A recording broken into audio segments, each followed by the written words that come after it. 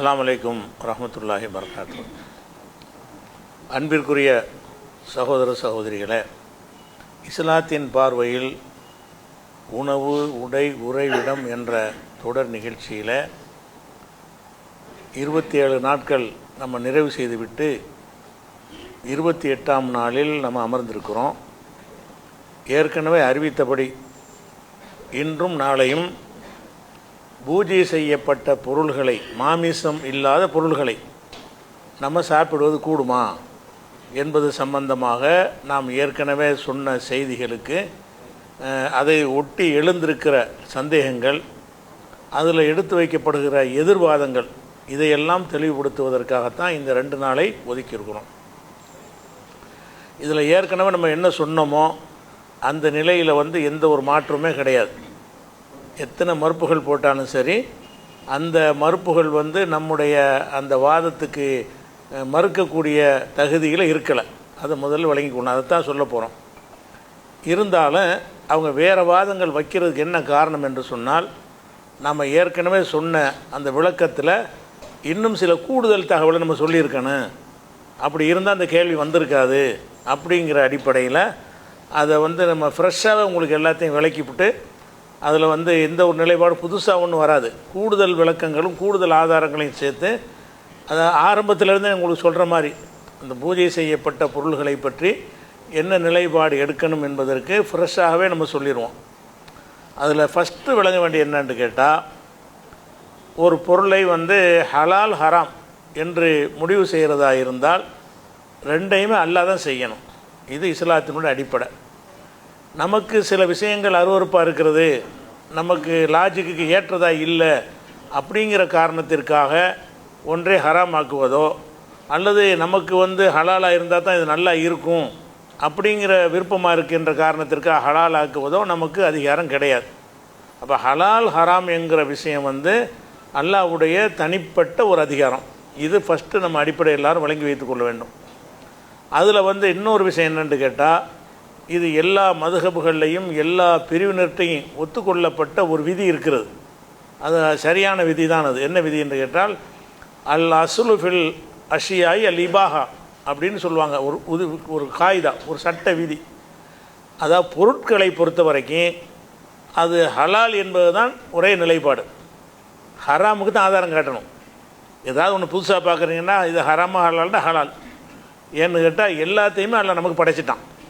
நமக்கு அனைத்துமே ஹலால் தான். அல்லாஹ் படைச்ச அனைத்துமே ஹலால் என்பது தான் பொதுவான நிலைப்பாடு. இது ஷாஃபியாக இருந்தாலும் சரி, ஹனஃபியாக இருந்தாலும் சரி, மாலிக்காக இருந்தாலும் சரி, ஹம்பலியாக இருந்தாலும் சரி, குர்ஆன் சுன்னாவில் இருக்கிற ஒரு குரூப்பாக இருந்தாலும் சரி, எல்லாருமே என்ன சொல்கிறாங்கன்னு கேட்டால், அது எல்லாம் ஹலால் என்பது தான் பொதுவான நிலைப்பாடு. ஹலால் தான்.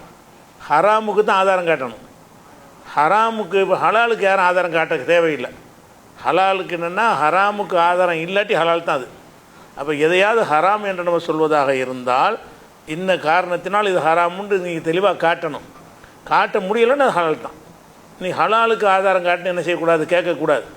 இதை இது ஏற்கனவே சொல்லிட்டா, ஹலக்கலக்கும் மாஃபில் அல்லது ஜமியா, பூமியில் உள்ள அனைத்தையும் உங்களுக்காக அல்லாஹ் படைத்திருக்கிறான். ஜமியான்கிறான், ஒன்று விடாமல். இந்த பூமியில் உள்ள அனைத்தும் உங்களுக்கு தான் படைத்திருக்கிறேன். நமக்கு படைச்சிருக்கிறேன் என்ன அர்த்தம்? ஹலால்னு அர்த்தம். உங்களுக்கு அனுமதிக்கப்பட்டிருக்குன்னு அர்த்தம். அந்த ஒரு வசனமே இந்த இப்போ சொல்கிறாங்கள்ல இந்த விதி, அந்த விதிக்கு அதான் ஆதாரம். இந்த வசனத்தின் அடிப்படையில் தான் எல்லா குரூப்புகளுமே ஒவ்வொரு பொருள்லையுமே ஹலால் என்பது தான். இபாஹாண்டா ஹலாலுக்கு இன்னொரு வார்த்தை. அல் அசுலு ஃபில் அஷியாய் அல் இபாஹாம்பாங்க.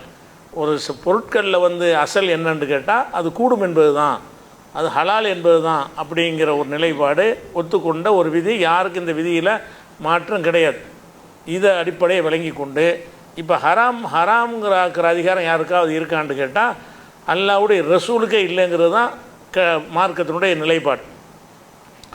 ஏற்கனவே நம்ம நேற்று சொல்லியிருக்கிறோம். அதாவது அந்த தேன் சம்பந்தப்பட்ட ஒரு சம்பவத்தை நேற்று நம்ம விளக்கியிருக்கிறோம். ரசூல் ஸல்லல்லாஹு அலைஹி வஸல்லம் அவங்க மனைவிமார்களுடைய பேச்சை கேட்டு அந்த கருவேலம் பிசின் வாடை வருதுன்னு சொன்ன உடனே, இனிமேல் நான் தேனை நான் சாப்பிட மாட்டேன், தேனை எனக்கு நான் தடுத்துக்கிறேன்னு என்ன செஞ்சிட்டாங்க, தன்னளவில் ஹராமாக்குனாங்க. அனைவருக்கும் ஆக்கலை. ஆனால் அல்லாஹ் என்ன கேட்குறான், நான் ஹலால் ஆக்கினா நீ எப்படி ஹராமாக்குவேன்? ரசூல் கூட கிடையாது. ஆனால் ரசூல் எல்லாத்துக்கும் ஹராமாக்கலை, தனக்கு தான் ஆக்குனாங்க. அல்லாஹ் என்ன கேட்குறான்னா, லிமத்து ஹர்ரிமு மா அஹல்லல்லாஹு லக்க, உனக்கு அல்லாஹ் ஹலாலாக்குனதை நீ எப்படி ஹராமாக்குவாய்?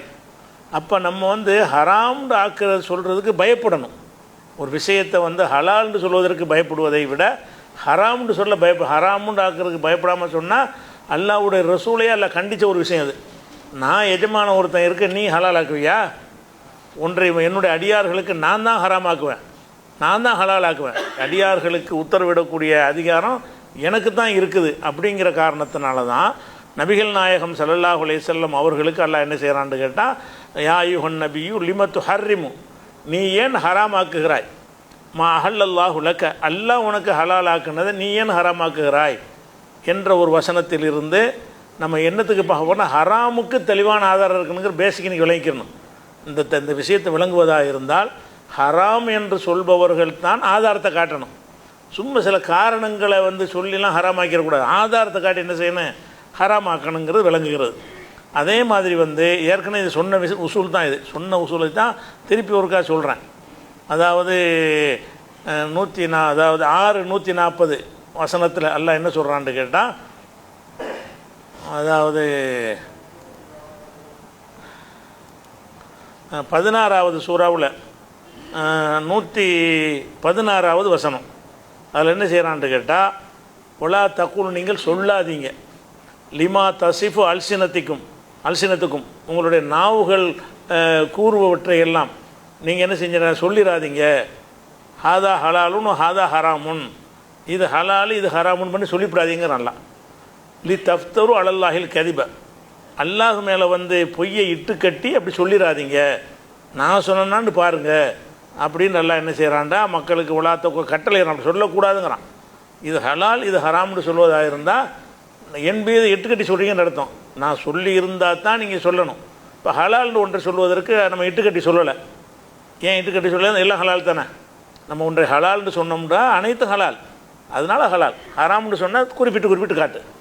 எது ஹராம்னு சொல்கிறியோ நீ ஹராம்னு சொல்கிறவங்க ஆயிரக்கணக்கான விஷயங்களுக்கு ஆயிரக்கணக்கான ஆதாரம் காட்டணும். ஹலால்னு சொல்கிறவங்க 1000 சேர்த்து ஒரே பதில் தான், அல்லாஹ் ஹலால்ட்டான், அவ்வளோதான். 1000 விஷயங்களை கேட்குறாங்க, அனைத்து ஹலால்ன்றோம். என்ன அல்லாஹ் ஹலால் ஆக்கிட்டான். அப்போ ஹராம்னு சொல்கிறவங்க இது ஹராமுக்கு என்ன ஆதாரம், அது ஹராமுக்கு என்ன ஆதாரம், அது ஹராமுக்கு என்ன ஆதாரம்னு என்ன செய்யணுங்க, அவ்வளோ ஆதாரங்களை வச்சு தான் ஒரு விஷயத்தை வந்து ஹராம்னு நிறுவ முடியும். அப்போ இது 116வது வசனத்திலும் அல்லாஹ் இதை சொல்லி காட்டுறான்.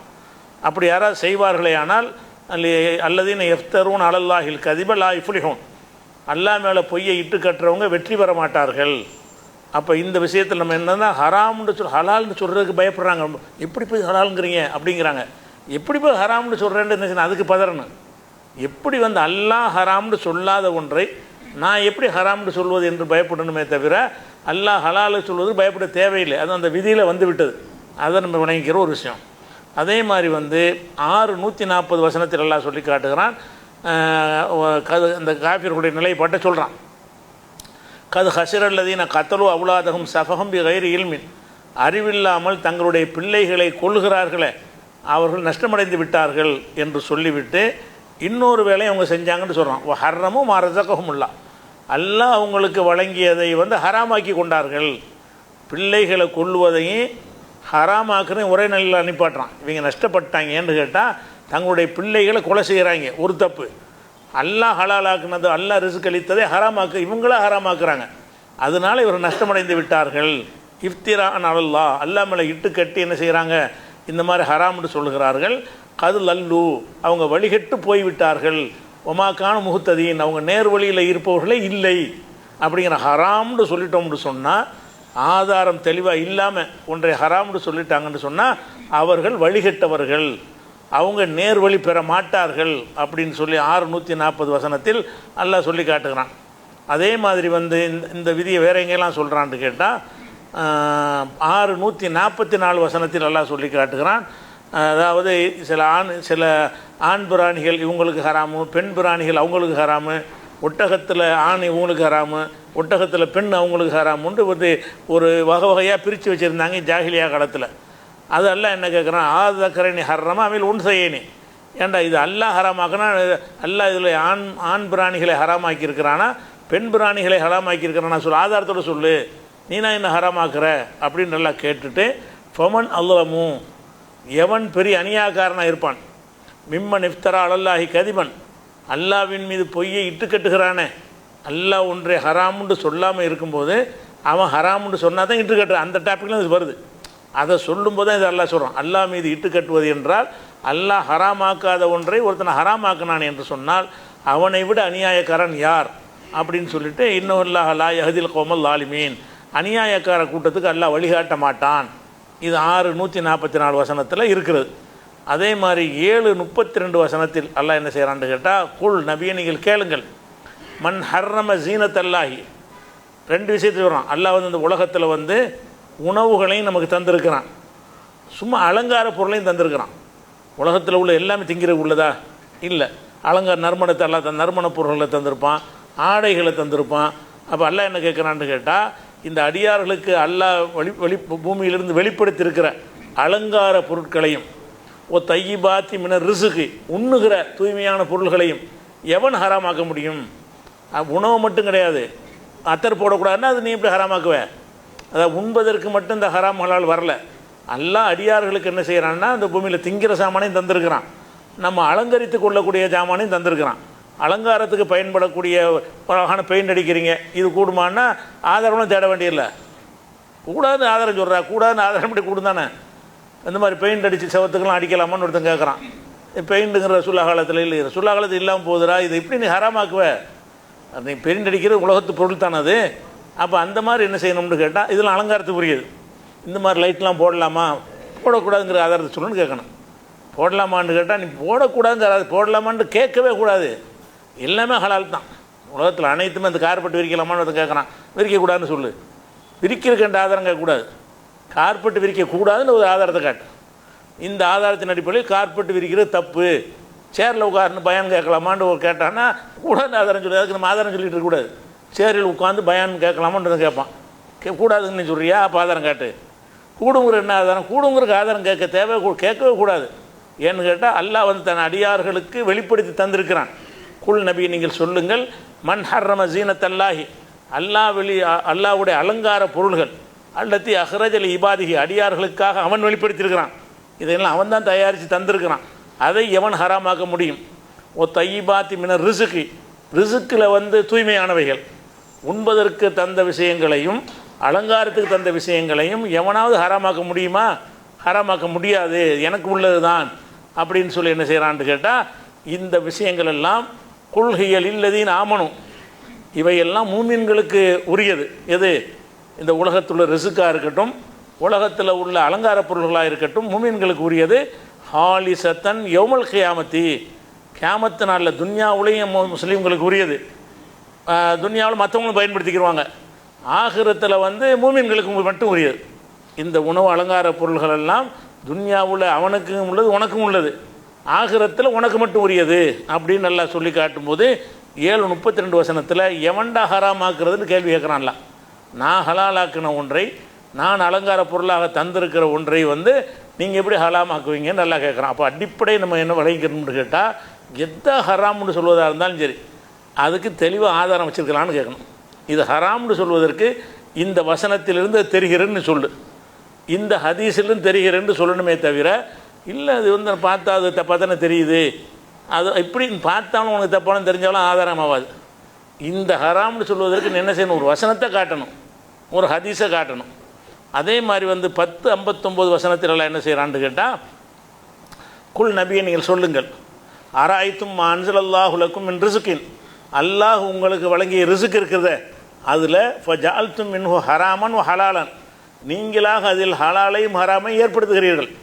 அல்லாஹ் உங்களுக்கு ரிசுக்கை தந்துட்டான், அதில் நீங்களே சிலதை ஹலால் ஆக்குறீர்கள், நீங்களே சிலதை ஹராம் ஆக்குகிறீர்கள் சொல்லிட்டு அல்லாஹ் கேட்குறான், கூல் நபியை நீங்கள் கேளுங்க, அல்லாஹு அதினலுக்கும், இது அல்லாஹ் உங்களுக்கு அனுமதித்திருக்கிறானா, அலல்லாஹி தப்தரூன், அல்லாஹ் மேலே இட்டுக்கிட்டு நீங்களா சொல்கிறீங்களா?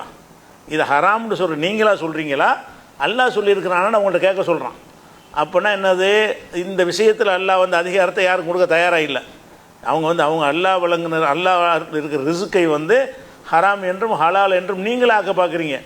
அதுக்கு அல்லாஹ் என்ன செய்கிறான்? அவங்கள்ட்ட நோக்கி கேள்வி கேட்க சொல்கிறான், அல்லாஹு அதினலுக்கும், அல்லாஹ் தான் இதை உங்களுக்கு இப்படி சொல்ல அனுமதி கொடுத்துருக்கிறானா, அலல்லாஹி தப்தரூன், அல்லாஹ் மேலே இட்டு கட்டுறீங்களா அப்படின்னு கேட்பது 10:59 வசனத்தில் இருக்கிறது. அதே மாதிரி எல்லாம் செய்கிறான்னு கேட்டால் இதில் 5வது சூறாவில் 87வது வசனத்தில் அல்லாஹ் சொல்லி காட்டுகிறான், யா அய்யுஹல்லதி நாமனு, நம்பிக்கை கொண்டவர்களே, லா துஹர்ரிமு தையிபாத்தி மா அஹல்லல்லாஹு லக்கும், அல்லாஹ் உங்களுக்கு எதை ஹலாலாக்கினானோ அந்த தூய்மையானவைகளை நீங்களாக ஹராமாக்கிறாதீங்க. அரிசி பருப்பு உளுந்து எல்லாம் அல்லாஹ் தந்த தூய்மையானவைகள். பூஜைன்னு அதுதானே செய்கிறீங்க, அது தூய்மையானவைகள். தூய்மையானது நீங்கள் திங்கிறதுக்கு ஹலாலாக்கி வச்சுட்டான், அதை ஒரு காரணத்தை சொல்லி நீங்கள் ஹராமாக்குறீங்க. இந்த வசனங்களே போதுமானதாக இருக்குங்கிற சொல்கிற ஆதாரம் தனியாக சொல்கிறேன்.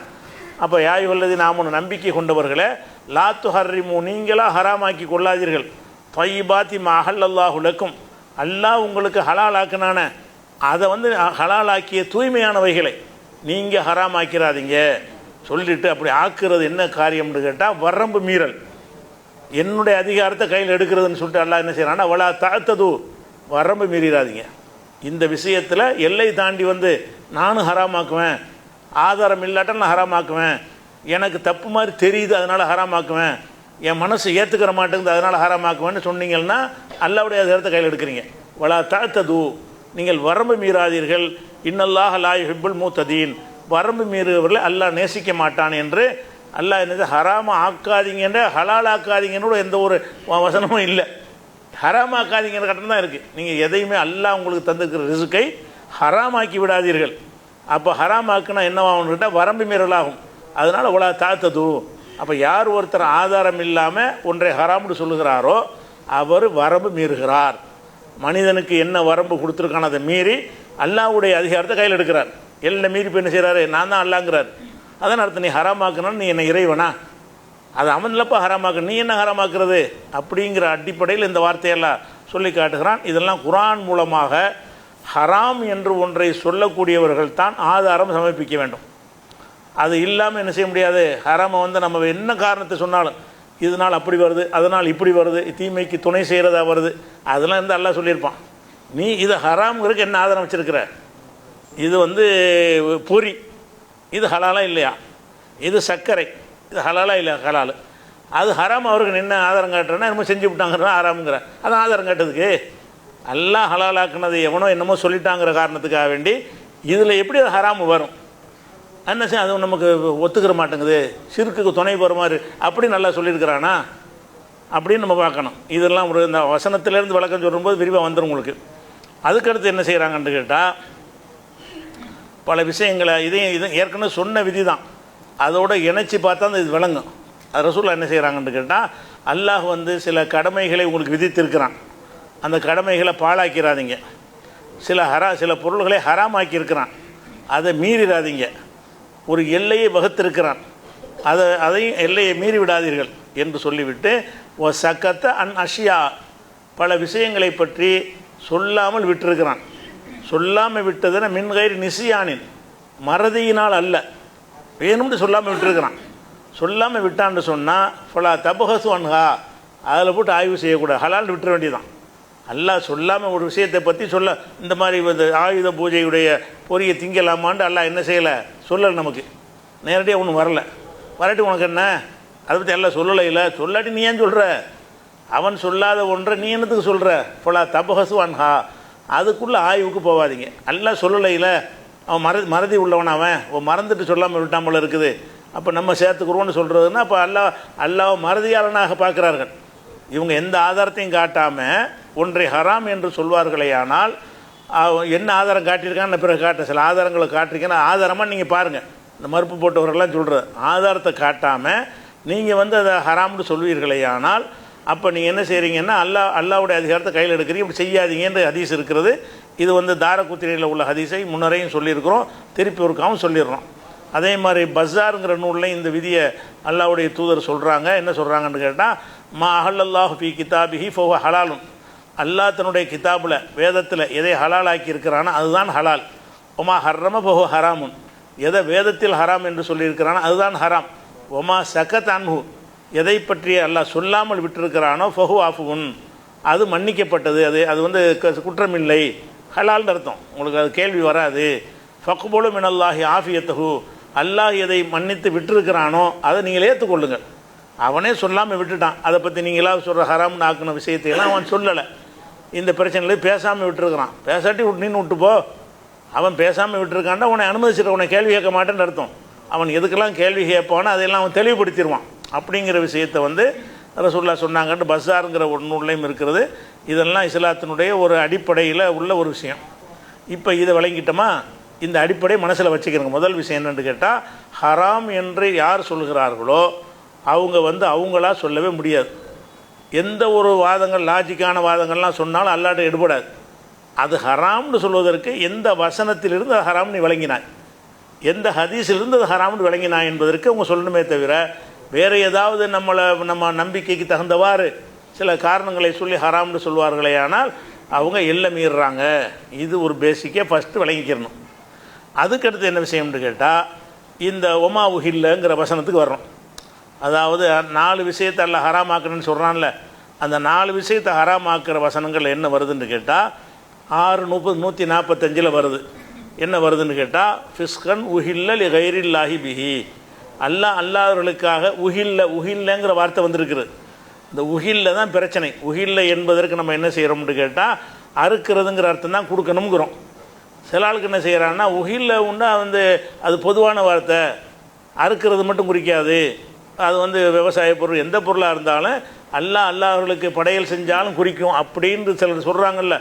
அவங்க அந்த ஒமா உஹில்லங்கிற வச்சுக்கிட்டு தான் வாதிடுறாங்க. இந்த விதத்தில் இந்த பூஜை செய்யும் பொருள்களை ஹராம் என்று யார் சொல்கிறார்களோ அவங்க 2 குரூப்பாக இருக்கிறாங்க. ஒரு குரூப் என்ன செய்கிறாங்கன்னு கேட்டால், இந்த ஒமா உஹில்லவுல அடங்கிருங்கிறாங்க.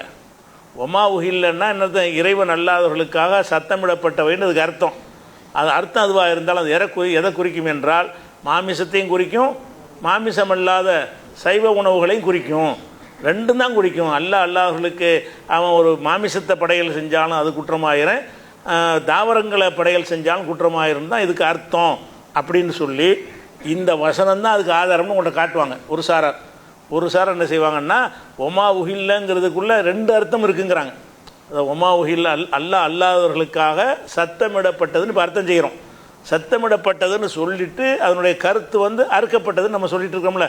அப்படிலாம் செய்யக்கூடாது. நீங்கள் அறுக்கப்பட்டதுன்னு ஒரு கருத்தை ஒன்று திணிக்கிறீங்க. அல்லாதவர்களுக்காக சத்தமிடப்பட்டது என்று சொன்னால் அது வந்து தாவரமாக இருந்தால் என்ன, மாமிசமாக இருந்தால் என்ன, எல்லாம் ஒன்று தான் அப்படின்னு ஒரு சாரார். இன்னொரு சாரார் என்ன செய்கிறாங்கன்னு கேட்டால், ஒமா உஹில்லன்னு அறுக்கப்படுறது தான், இருந்தாலும் அது ஷிர்க்குக்கு துணை வேறு காரணம் சொல்லி இந்த வசனத்தை வச்சு ஹராமாக்குறது இல்லை.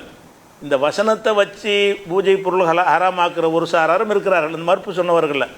ஆனால் இந்த வசனம் அறுக்கிறது தான் குறிக்குது என்று சொல்லிவிட்டு இதை நாங்கள் ஆதாரமாக காட்டலை, அவன் பூஜை செஞ்சு தர்றான், செருக்குக்கு என் துணை செய்ய இப்படிங்கிற இந்த வசனத்துக்கு வச்சு சொல்கிறது இல்லை. அப்போ 2 சாராரை மறுக்கிறாங்க. ஒரு சாரார் வந்து இந்த வசனம் அறுப்பதை பற்றி சொல்லவில்லை, அல்லாஹர்களுக்காக சத்தமிடப்பட்டதுங்கிற வார்த்தை தான் இருக்கிறது, இது வந்து நம்ம அந்த அறுக்கிறதை தான் குறிக்கும்னு நம்ம எடுத்துக்கொள்ளக்கூடாது, அறுக்கிறதையும் குறிக்கி அறுக்காமல் படையல் செய்வதையும் குறிக்கும்னு இந்த வசனத்துக்கு என்ன செய்கிறாங்க, அந்த அர்த்தம் கொடுக்கணும்னு சில பதிவுகளை போட்டிருக்கிறாங்க. அப்போ இந்த வார்த்தை முதல்ல எடுத்துக்குவோம். முதல்ல ஒமா உஹில்லங்கிறோடைய அர்த்தம் தெளிவாயிடுச்சின்னு சொன்னால், அப்போ இது வந்து மாமிசத்தை தான் குறிக்குது என்று தெளிவாகிவிட்டது என்று சொன்னால் அவங்களுடைய எல்லா வாதமும் அடிபட்டு போயிடும். அதைத்தான் நம்ம என்ன செய்யணும், இது எதைத்தான் குறிக்குது என்பதை எப்படி நம்ம முடிவு செய்வது என்பதை பார்க்கணும். அதே மாதிரி எங்கேயெல்லாம் அது வருதுன்னு கேட்டால் 6:145 வருதா, அதே மாதிரி 2:173 எல்லாம் என்ன செய்கிறான்னு கேட்டால், ஒலஹமல் ஹின்சீரி ஒமா உஹில்ல பிஹில் கைரில்லா, இதே வாசகம் இறைவன் அல்லாதவர்களுக்காக சத்தமிடப்பட்டவை. அதாவது அவங்க எந்த கருத்துப்படி எதிர்கருத்து உள்ளவங்க பிரகாரம் சத்தமிடப்பட்டவை என்று சொன்னால் படையல் செய்யப்பட்டவை, பூஜை செய்யப்பட்டவை, அறுக்கப்பட்டவை எல்லாத்தையும் எடுத்துக்கொள்ளும்னு என்ன செய்கிறாங்க. இந்த ஒமா உஹில்லன்னு அரபியில் உள்ள ஒரு சொல், இதுக்கு வந்து எல்லாத்தையும் தான் குறிக்கும்னு அர்த்தம் வச்சுட்டாங்கன்னு வைங்களேன். அப்போ நம்ம வாதம்லாம் தப்பாக போயிரும்ல. இதனுடைய அர்த்தம் வந்து விரிந்த அர்த்தம்னு சொல்வார்களே, ஆனால் உண்மையாக இருக்கும் என்று சொன்னால் நம்ம வாதம் அடிபட்டு போயிடும். 2ஐயும் குறிக்கும்போது நீங்கள் என்னத்துக்கு அறுத்ததுன்னு மட்டும் எடுக்கிறீங்க அப்படின்னு ஒரு கேள்வி வந்துடும். அப்போ இந்த வசனத்துக்கு அந்த அர்த்தம் இல்லைங்கிறாங்க. அதே மாதிரி வந்து இதே விஷயம் வந்து இன்னொரு வசனம் 5:3 வசனத்துலேயும் இதே வாசகம் வருது. இப்படி வருதுன்னு கேட்டால், ஒமா உஹில்ல லி கைரில்லாஹி பிஹி 5:3 இருக்கிறது. இதுவும் ஒமா உஹில்லன்னு தான் வருகிறது, 3 இடத்துல வருது. அதே மாதிரி 4வது இடத்துல என்ன வருதுன்னு கேட்டால் 16:115 16 115 என்ன செய்கிறான்னா உலகமல் ஹின்சீரி ஒமா உஹில்ல லி கைரில்லாஹி பிஹி, இப்படி இந்த 4 வசனங்களில் வந்து ஒமா உஹில்ல லி கைரில்லான்னு வருது. நான் சொன்ன 4 வசனங்கள்லையும் ஒமா உஹில்ல லி கைரில்லா.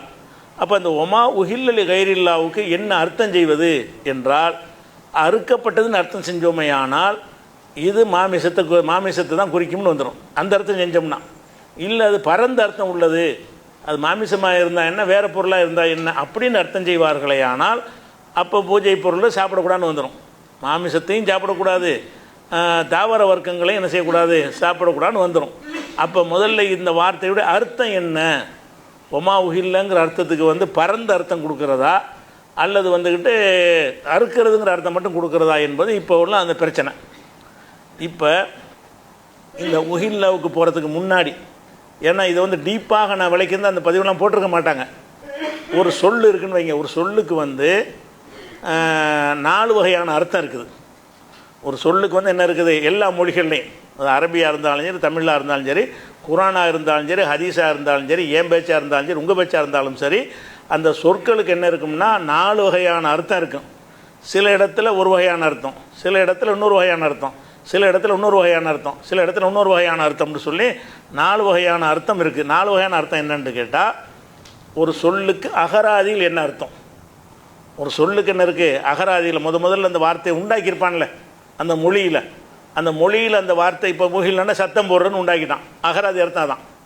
அல்லாஹ்வுக்கு உஹில்லன்னா சத்தமிடப்பட்டதுன்னு அர்த்தம், இது அகராதி அர்த்தம். அப்போ அகராதின்னா டிக்ஷனரியில் உள்ள அர்த்தம். டிக்ஷனரி எடுத்து பார்த்தீங்கன்னா என்ன இருக்குது, ஆல்ஃபபெட்டிக்கில் போட்டிருப்பானுல்ல, அதான் அகராதிம்பாங்க. அந்த அகராதிங்கிற விஷயம் என்னன்னு கேட்டால், அந்த சொல்லை முதல்ல உருவாக்கியிருப்பான்ல, அப்போ என்ன அர்த்தத்துக்கு அது உருவாக்கினான் அப்படிங்கிறது அகராதி அர்த்தம். அது மாத்திரம் இல்லாமல் அதே சொல்லுக்கு வந்து அகராதியில் ஒரு அர்த்தம் இருந்தாலும் ஒரு குறிப்பிட்ட துறையில் ஒரு டிபார்ட்மெண்ட்டில் என்ன செய்வாங்கன்னா அந்த சொல்லை வந்து வேறு ஒரு அர்த்தத்துக்கு பயன்படுத்திடுவாங்க. அகராதியில் அந்த அர்த்தம் இருந்தாலும் அதை தனியாக ஓரம் கட்டி வச்சுட்டு என்ன செய்வாங்கன்னா, அந்த துறைக்குள்ளே நீங்கள் போனீங்கன்னு சொன்னால் அதுக்கு அர்த்தம் என்ன செய்யும், இதுதாண்டு ஒரு அர்த்தத்தை டிபார்ட்மெண்ட் வாரியாக மாற்றிடுவாங்க. இப்போ உதாரணமாக இப்போ நோம்புன்னு நம்ம சொல்கிறோம், நோம்புக்கு உள்ள அரபி வார்த்தை என்ன, சவுமு. சவுமுண்டா நோம்புன்னு நம்ம சொல்கிறோம். சவுமுக்கு அகராதியில் நோம்புன்னு அர்த்தம் கிடையாது. சவுமு என்கிற வார்த்தைக்கு டிக்ஷனரியில் பார்த்தீங்கன்னா இஸ்லாம் வந்து தானே நோம்பை உண்டாக்குது. அதுக்கு முன்னாடி இந்த சவுமு வார்த்தை இருக்குதுல்ல, ரசூல்லா வந்து அல்லாஹ் வந்து நமக்கு நோம்பை கடமையாக்குறதுக்கு முன்னாடியே இந்த சவுமு என்ற சொல் அரபியில் இருந்துச்சா இல்லையா? அப்போ இந்த மாதிரி சுபுலேருந்து மகரிப் வரைக்கும் சாப்பிடாமல் இருக்கிறன்னு அர்த்தம் இருக்குமா? அது இஸ்லாம் வந்து சொன்ன பிறகு தான் இந்த சவுமுன்னு மாற்றிக்கிட்டோம். அதுக்கு முன்னாடிலாம் என்னென்றா சவுமுன்னு சொன்னால் கட்டுப்பாடாக இருப்பது, எல்லா கட்டுப்பாட்டுக்கும் சவுமுன்னு சொல்லலாம். அகராதி பிரகாரம் வந்து எல்லா விதமான ஒரு மௌனம் பேசாமல் இருக்கிறான், அது வந்து அகராதிப்படி சவுமு தான். அகராதிப்படி என்ன செய்யறான், ஒருத்தவங்க சண்டையாக இருக்கிறான் பேசவே மாட்டான், அதுக்கு கூட சவுமு தான். நான் உன்னை பேசவே மாட்டேன்னு என்ன செய்யலாம், உறுதியாக நிற்கிறான். அது கட்டுப்பாடாக இருக்கிறதுக்கு பேர் என்னது, எல்லாம் 24 மணி நேரமும் ஒரு குறிப்பிட்ட நேரத்துலேருந்து குறிப்பிட்ட நேரம் வரைக்கும்னு கிடையாது. ஆனால் மார்க்கத்தில் நோன்புன்னா என்ன, எல்லா கட்டுப்பாடும் இது குறிக்காது, அந்த பாதி நேரத்தை தான் குறிக்கும். ஒரு நாளுடைய பாதி நேரம் கட்டுப்பாடாக இருக்கிறது. எதில் கட்டுப்பாடாக இருக்கிறது, உண்ணுதல், பருகுதல், தாம்பத்தியம், இந்த 3 விஷயத்தில் உன்னையும் கட்டுப்படுத்தி கொள்ளணும் அப்படின்னு எடுத்து என்ன செய்யுதுன்னா நோன்புக்கு வந்து சவுமுங்கிற வார்த்தை யூஸ் பண்ணுறோம். இப்போ இந்த சவுமு அல்ல உங்களுக்கு வந்து நோன்பு கடமையாக்கப்பட்டிருக்குன்னு சொல்கிற இடத்துல நம்ம அகராதி அர்த்தம் செய்ய முடியுமா? உங்களுக்கு சவுமு கடமையாயிடுச்சு, கட்டுப்பாடாக இருந்துக்கிறேன் எல்லாத்தையும் இது இந்த குறிக்காது. காலையிலேருந்து ராத்திரி வரைக்கும் சாப்பிடாமல் இருக்கிறது அர்த்தம் வராது. அகராதியில் அந்த அர்த்தம் இல்லையில. அப்போ அகராதியில் ஒரு அர்த்தம் இருந்தாலும் இஸ்லாமுங்கிற இந்த துறை என்ன செய்யுதுன்னு கேட்டால், இந்த மார்க்கம் என்ன செய்யுதுன்னு கேட்டால், அந்த சொல்லுக்கு இதுதான் அர்த்தம்னு நமக்கு சொல்லிப்பிடிச்சு. அப்போ இஸ்லாம் தொடர்பான செய்திகளை பேசுகிற இடத்துல சவுமுண்டு வந்தால் இந்த ஒரு அர்த்தம் தான். அந்த அர்த்தம் செய்யக்கூடாது. எந்த அர்த்தம் செய்யக்கூடாது, அகராதியில் இருக்கிறத செய்யக்கூடாது. இப்போ ஜக்காத்துனா தூய்மைப்படுத்துதல். ஜக்காத்துக்கு என்ன அர்த்தம், தூய்மைப்படுத்துதல். சோப்பை போட்டு துணியை துவைச்சிக்கிட்டு இருக்கிறீங்கன்னா அது ஜக்காத்து தான். அல்லாஹ் வந்து அக்கீமு ஸலாத் ஆத்து ஜக்காத்துங்கிறான். அகராதியில் தூய்மைப்படுத்துதல், நான் சட்டையை துவைச்சிட்டேன் அதனால அப்படின்னு ஒருத்தர் சொல்ல முடியுமா? அகராதியில் இருக்கத்தான் செய்யுது. அகராதியில் தூய்மைப்படுத்தல்ன்ற அர்த்தம் ஜக்காத்துக்கு இருக்கிறது. எல்லா தூய்மைப்படுத்தலும் எடுத்துக்கொள்ளும். உள தூய்மை, உடல் தூய்மை, ஆடை தூய்மை என்ற எல்லா விதமான தூய்மையையும் அது எடுத்துக்கொள்ளும். ஆனால் அல்லாஹ் அதையா சொல்கிறான்? இல்லை, அகராதியில் ஒரு அர்த்தம் இருந்தாலும் இந்த மாதிரி சில சட்டங்களை போட்டு இதுக்கு பேர் ஜக்காத்து நல்லா வச்சுவிட்டான். அப்போ ஜக்காத்துக்குன்னு புது வார்த்தையெல்லாம் உண்டாக்கி சொல்லலை, இருக்கிற வார்த்தையில் ஒன்றை தான் தேர்ந்தெடுக்கிறான். அல்ல அரபு மொழியில் இருக்கிற சொல்லிலேருந்து எதை சொன்னால் இந்த விஷயத்துக்கு பொருத்தமாக இருக்கும்னு எல்லாம் செலக்ட் பண்ணி ஜக்காத்துன்னு ஆக்கிவிட்டான். அப்போ மார்க்க விஷயத்தை பேசும்போது ஜக்காத்து என்று சொன்னால் அப்போ நீ என்ன செய்யக்கூட அகராதியை மறந்துடணும். தொழுகை ஜக்காத்துன்னு நல்லா வந்து விட்டான், அந்த 2% கேட்குற ஜக்காத்துன்னு தூய்மை தானே, நான் தூய்மையாக தானே குளிச்சு தானே வந்திருக்கிறேன் அப்படின்னு ஒருத்தன் சொல்லுவான். ஜக்காத்து கொடுக்க சொன்னேன், ஜக்காத்துன்னு தூய்மை, நான் இப்போ தான் குளிச்சுட்டு வந்தேன் தூய்மையாகிவிட்டேன், நான் இப்போ தான் சட்டையை துவைச்சிட்டு வந்தேன் தூய்மையாக, சாப்பிட்டத்திட்ட கழுவிட்டேன் தூய்மை. அப்போ அதை தான் எல்லாம் சொல்கிறானே தவிர இதை சொல்லலைன்னு ஒருத்தன் சொன்னால் எப்படி இருக்கேன்? அப்போ அந்த ஒரு துறையில் ஒரு சொல்லு பயன்படுத்தப்படுமையானால் அந்த துறைக்காரங்க அந்த சொல்லை எதுக்கு பயன்படுத்துகிறாங்க அப்படின்னு பார்க்கணும். அதே மாதிரி இந்த ஜக்காத்து ஹஜ் எல்லாமே அப்படி தான், எல்லா விதமான வணக்கம் அது மாதிரி துறைங்கிறது ஒரு மருத்துவத்துறை இருக்குன்னு வைங்க. மருத்துவத்துறையில் என்ன செய்வாங்கன்னு கேட்டால் ஊசிங்கிற ஒரு வார்த்தை இருக்குல்ல, ஊசி போடுங்கிறாங்க. ஊசி போடுறதுங்கிறது, ஊசின்னா என்ன? பொதுவாக ஊசிக்கு என்ன அர்த்தம்? தைப்பதற்கு பயன்படுத்தக்கூடியது ஊசி. ஊசி எடுத்து ஒரு கீழே போடுறான், நான் ஊசி போட்டேன். டாக்டர் சொல்கிறார் ஊசி போடுறான்ட்டு நர்ஸிட்ட. அந்த நர்ஸு என்ன பண்ணுது, ஒரு ஊசியை எடுத்து கீழே போட்டுட்டு, துணி தைக்கிற ஊசி இருக்குல்ல அந்த ஊசி எடுத்து கீழே போட்டுட்டு ஊசி போட்டேன். ஏன்? அகராதில் அதான் அர்த்தம். ஊசினா ஊசி, போடுறதுனா போடுறது, ரெண்டையும் செஞ்சுட்டேங்குது. ஒரு டாக்டர்னு சார் நர்ஸிட்ட சொல்கிறாரு ஊசியை போடுண்டு. அந்த நர்ஸு என்ன பண்ணது, ஒரு ஊசி விட்டு வந்து எடுத்துகிட்டு வந்து ஊசி போட சொன்னால் ஊசி கீழே போட்டு ஊசி போட்டேன். அப்போ அந்த டிபார்ட்மெண்ட்டுக்கு அந்த அர்த்தம் இல்லை. அந்த டாக்டருக்குள்ளே நுழைஞ்சிங்கன்னா அவர் ஊசின்னு ஒரு அர்த்தம் வச்சுருப்பார். இன்ஜெக்ஷன் மனித உடலில் செலுத்துவதை தான் ஊசிம்பாங்க அவங்க. மற்றதெல்லாம் ஊசியாக இருந்தாலும் அந்த ஆஸ்பத்திரிக்கு போயிட்டால் ஊசினா என்னது, அதான் ஆஸ்பத்திரிக்குள்ளே அந்த துறை, அந்த டிபார்ட்மெண்ட்டில் அதுக்கு என்ன அர்த்தம்னு கேட்டால் ஒரு சிரிஞ்சில் ஒரு மருந்தை எடுத்து அதை மனித உடலுக்குள் செலுத்துவதற்கு பேர் தான் ஊசி போடுதல். அப்போ ஊசி போடுதல்ங்கிறத அகராதியில் எடுத்துக்கிட்டிங்கன்னா ஒரு ஊசியை கீழே போடுறது. ஒரு துறையில் மருத்துவத்துறையில் எடுத்துக்கிட்டிங்கன்னு சொன்னால் அந்த அர்த்தம் செய்யக்கூடாது. அப்போ நம்ம மருத்துவத்துறையில் ஒரு டாக்டர் இதை பயன்படுத்தும் போது அகராதியில் என்ன அர்த்தம், நான் செஞ்சேனா இல்லையா அப்படின்னு யாராவது கேட்டால் என்ன சொல்லுவீங்க? அகராதி அர்த்தத்தில் இருந்தாலும் இந்த டிபார்ட்மெண்ட் அந்த அர்த்தம் இல்லை, அர்த்தத்தை மாற்றிட்டாங்க. ஒரு டிபார்ட்மெண்ட்டில் என்ன செய்வாங்கன்னா அந்த டிபார்ட்மெண்ட்டுக்கு புது சொல்லெல்லாம் உண்டாக்க மாட்டாங்க. இருக்கிற சொல்லை தான் என்ன செய்வாங்க, ஒரு தேர்ந்தெடுத்து இதுக்கு அதுக்கு பயன்படுத்திக்கிடுவாங்க. அந்த மாதிரி ஒரு துறை சார்ந்த மருத்துவத்துக்கு வச்சுருப்பாங்க. விவசாயத்தில் என்ன செய்வாங்கன்னா ஒரு சில சொற்களை இன்னும் அர்த்தத்தில்னு சொல்லி என்ன செய்வாங்கன்னா, இப்போ களை எடுக்கிறதுன்னு இருக்குது, களை எடுத்தல்னு இருக்குது. களைன்னா அந்த களையை போய் எடுக்கிறது, இது அர்த்தம். களைன்னு சொன்னால் பயிர்களுக்கு மத்தியில் விளையும்ல பயனற்றவைகள், நெல் புல்லுலாம் விளையும் போது அதில் என்ன செய்யும், வேறு மனுஷனுக்கு பயன் தராத உரம் சேர்ந்து வளர்ந்துடும், அதுக்கு பேர் களை. அது இருந்துச்சுன்னு சொன்னால் நம்ம போடுற உரங்கிறதுல அது சாப்பிட்ரும். அது சாப்பிட்டா நெல் என்ன செய்யாது, வளராது. நம்ம போட்டிருக்கிற விவசாய பொருள் விளையாது. அதனால் என்ன செய்வாங்கன்னா களை பிடுங்குவாங்க. வயலில் நுழைஞ்சு என்ன செய்வாங்க, கத்தரிக்காய் போது விதைச்சிருந்தாங்கன்னா கத்தரிக்காய்க்கு போடுறத இந்த களை சாப்பிட்ரும். களைன்னு சொல்லி மனிதனுக்கு பயன் தராத தாவரங்கள் முளைக்கும். அது முளைக்குதுன்னு விட்டோம்னு சொன்னால் என்னவாயிரும், நம்முடைய கத்தரிக்காயுடைய வளர்ச்சிக்கு போட்டதெல்லாம் அது தின்ட்டு போயிடும். அதை எடுக்கிறதுக்கு பேர் தான் களை எடுத்தல். விவசாயத்தில் களை எடுத்தல்னால் என்ன அர்த்தம், இதை செஞ்சால் தான் களை எடுக்கிறதுன்றது. அப்போ இவன் ஒரு களையத்துக்கு கீழே கிடக்கிற களை எடுத்துட்டேங்கிறான். இதாட போய் இந்த வயலில் போய் களை எடுத்துகிட்டு வான்னு சொன்னால் ஒன்று பிடிங்கிட்டு நான் களை எடுத்துட்டேங்கிறேன். அது அர்த்தம் இல்லை. களை எடுனா எல்லாத்தையும் எடுக்கணும்னு அர்த்தம். அந்த விவசாயம் துறையில் களை எடுத்தல் அப்படின்னு சொல்லுவாங்கனால் அதுக்கு என்ன அர்த்தமாயிரும், அவங்க என்ன அர்த்தத்தில் வச்சுக்கிட்டாங்களோ அது வருமே தவிர அகராதியில் என்னங்கிற ஒரு விஷயம் என்ன செய்யாது, வராது. இப்படி அந்த துறை சார்ந்த ஒரு அர்த்தங்களும் இருக்கிறது. அப்போ அந்த அல்லாஹ் சத்தமிடப்பட்டது அப்படிங்கிற வார்த்தைக்கு விளங்குறதுக்காக இவ்வளோ சொல்கிறேன். இது அகராதி அர்த்தம் என்ன, அகராதி அர்த்தம் மட்டும்தான் அதுக்கு இருக்குதா, ஒரு துறை சார்ந்த அர்த்தம் இருக்குது, அதுக்குரிய ஆதாரம் என்ன, அதெல்லாம் நம்ம பார்க்கணும். அதே மாதிரி இது துறை சார்ந்த அர்த்தம், ஒரு அகராதி அர்த்தம் ஒன்று இருக்கிறது, துறை சார்ந்த அர்த்தம் ஒன்று இருக்குது. இது அரபியில் மட்டுமில்லை, எல்லா மொழியிலையும் இருக்குது. எந்த பாஷையாக இருந்தாலும் அந்த சொற்களுக்கு அகராதி மட்டுமே சொல்ல மாட்டாங்க, அகராதி மட்டுமே பேச மாட்டாங்க. அது மன்டிக்கு லாஜிக்கு பேசுகிறாங்கல்ல, அதில் மட்டும்தான் முழுசாக அகராதி அர்த்தம். லாஜிக் பாடத்தில் ஒன்று மட்டும்தான் என்ன செய்யும், அந்த சொல்லுக்கு என்ன அர்த்தம்னு பார்ப்பாங்க. அது இல்லாமல் என்ன செய்ய செய்ய முடியாது. அதே மாதிரி இப்போ பொது வழக்கில் ஒரு வழக்கத்தில் என்ன செய்ய முடியும் கேட்டால் அகராதியில் ஒரு அர்த்தம் இருக்கும். நம்ம எல்லாருமே அது வேறு ஒன்றுக்கு பயன்படுத்துவோம். இது ஒரு துறைன்னு கிடையாது. அப்போ அகராதியில் ஒரு அர்த்தத்தை தந்திருப்பான். நம்ம என்ன செய்வோம்னா நீங்களும் மாற்றிடுவீங்க, நானும் மாற்றிடுவோம், உலகமே மாற்றிடும் அந்த சொல்ல. புழக்கத்தில் அப்படி வந்துடும். இப்போ உதாரணமாக குடித்து விட்டு வாகனம் ஓட்டினால் அபராதம்னு போடுவான். அப்போ தண்ணி குடிச்சிட்டா தண்ணிலாம் குடிக்கிறது தானே. அகராதிப்படி பார்த்தீங்கன்னா குடித்து விட்டு இவன் வந்து டீ கடையில் டீ குடித்தா நான் பார்த்தேன், டீ குடிச்சிட்டு வாகனம் ஓட்டினான், குடித்து விட்டு வாகனம் ஓட்டினான்னு சொல்லுவீங்களா? அகராதிப்படி அது சரிதான். அது அகராதிப்படி போட்டிங்கன்னா குடித்து விட்டு வாகனம் ஓட்டினால் லைசன்ஸ் ரத்து செய்யப்படும். அகராதி அர்த்தம் என்ன? அவன் டீயை குடித்தாலும் லைசன்ஸ் கிடையாது. குடித்தல் தானே அவன் சொல்கிறான், மதுபானம்னு சொல்லலையே சட்டத்தில், குடித்து விட்டுன்னு சொல்கிறான். அப்போ குடித்தல் என்பது அகராதியில் அர்த்தமாக இருந்தாலும் இந்த சட்டங்களில் குடித்தல்னு போடுவது வந்து மதுபானம் குடிக்கிறது தான் வரும். மதுபானத்தை குடித்தால் தான் குடித்தல்னு சொல்லுவோமே தவிர மற்ற இடங்களில் பயன்படுத்தும் போது தண்ணி குடிச்சிடுவான்னு சொல்லுவோம், காப்பி குடிச்சிடுவான்னு சொல்லுவோம், கூல்ட்ரிங்க்ஸ் குடிச்சிடுவான்னு சொல்லுவோம்.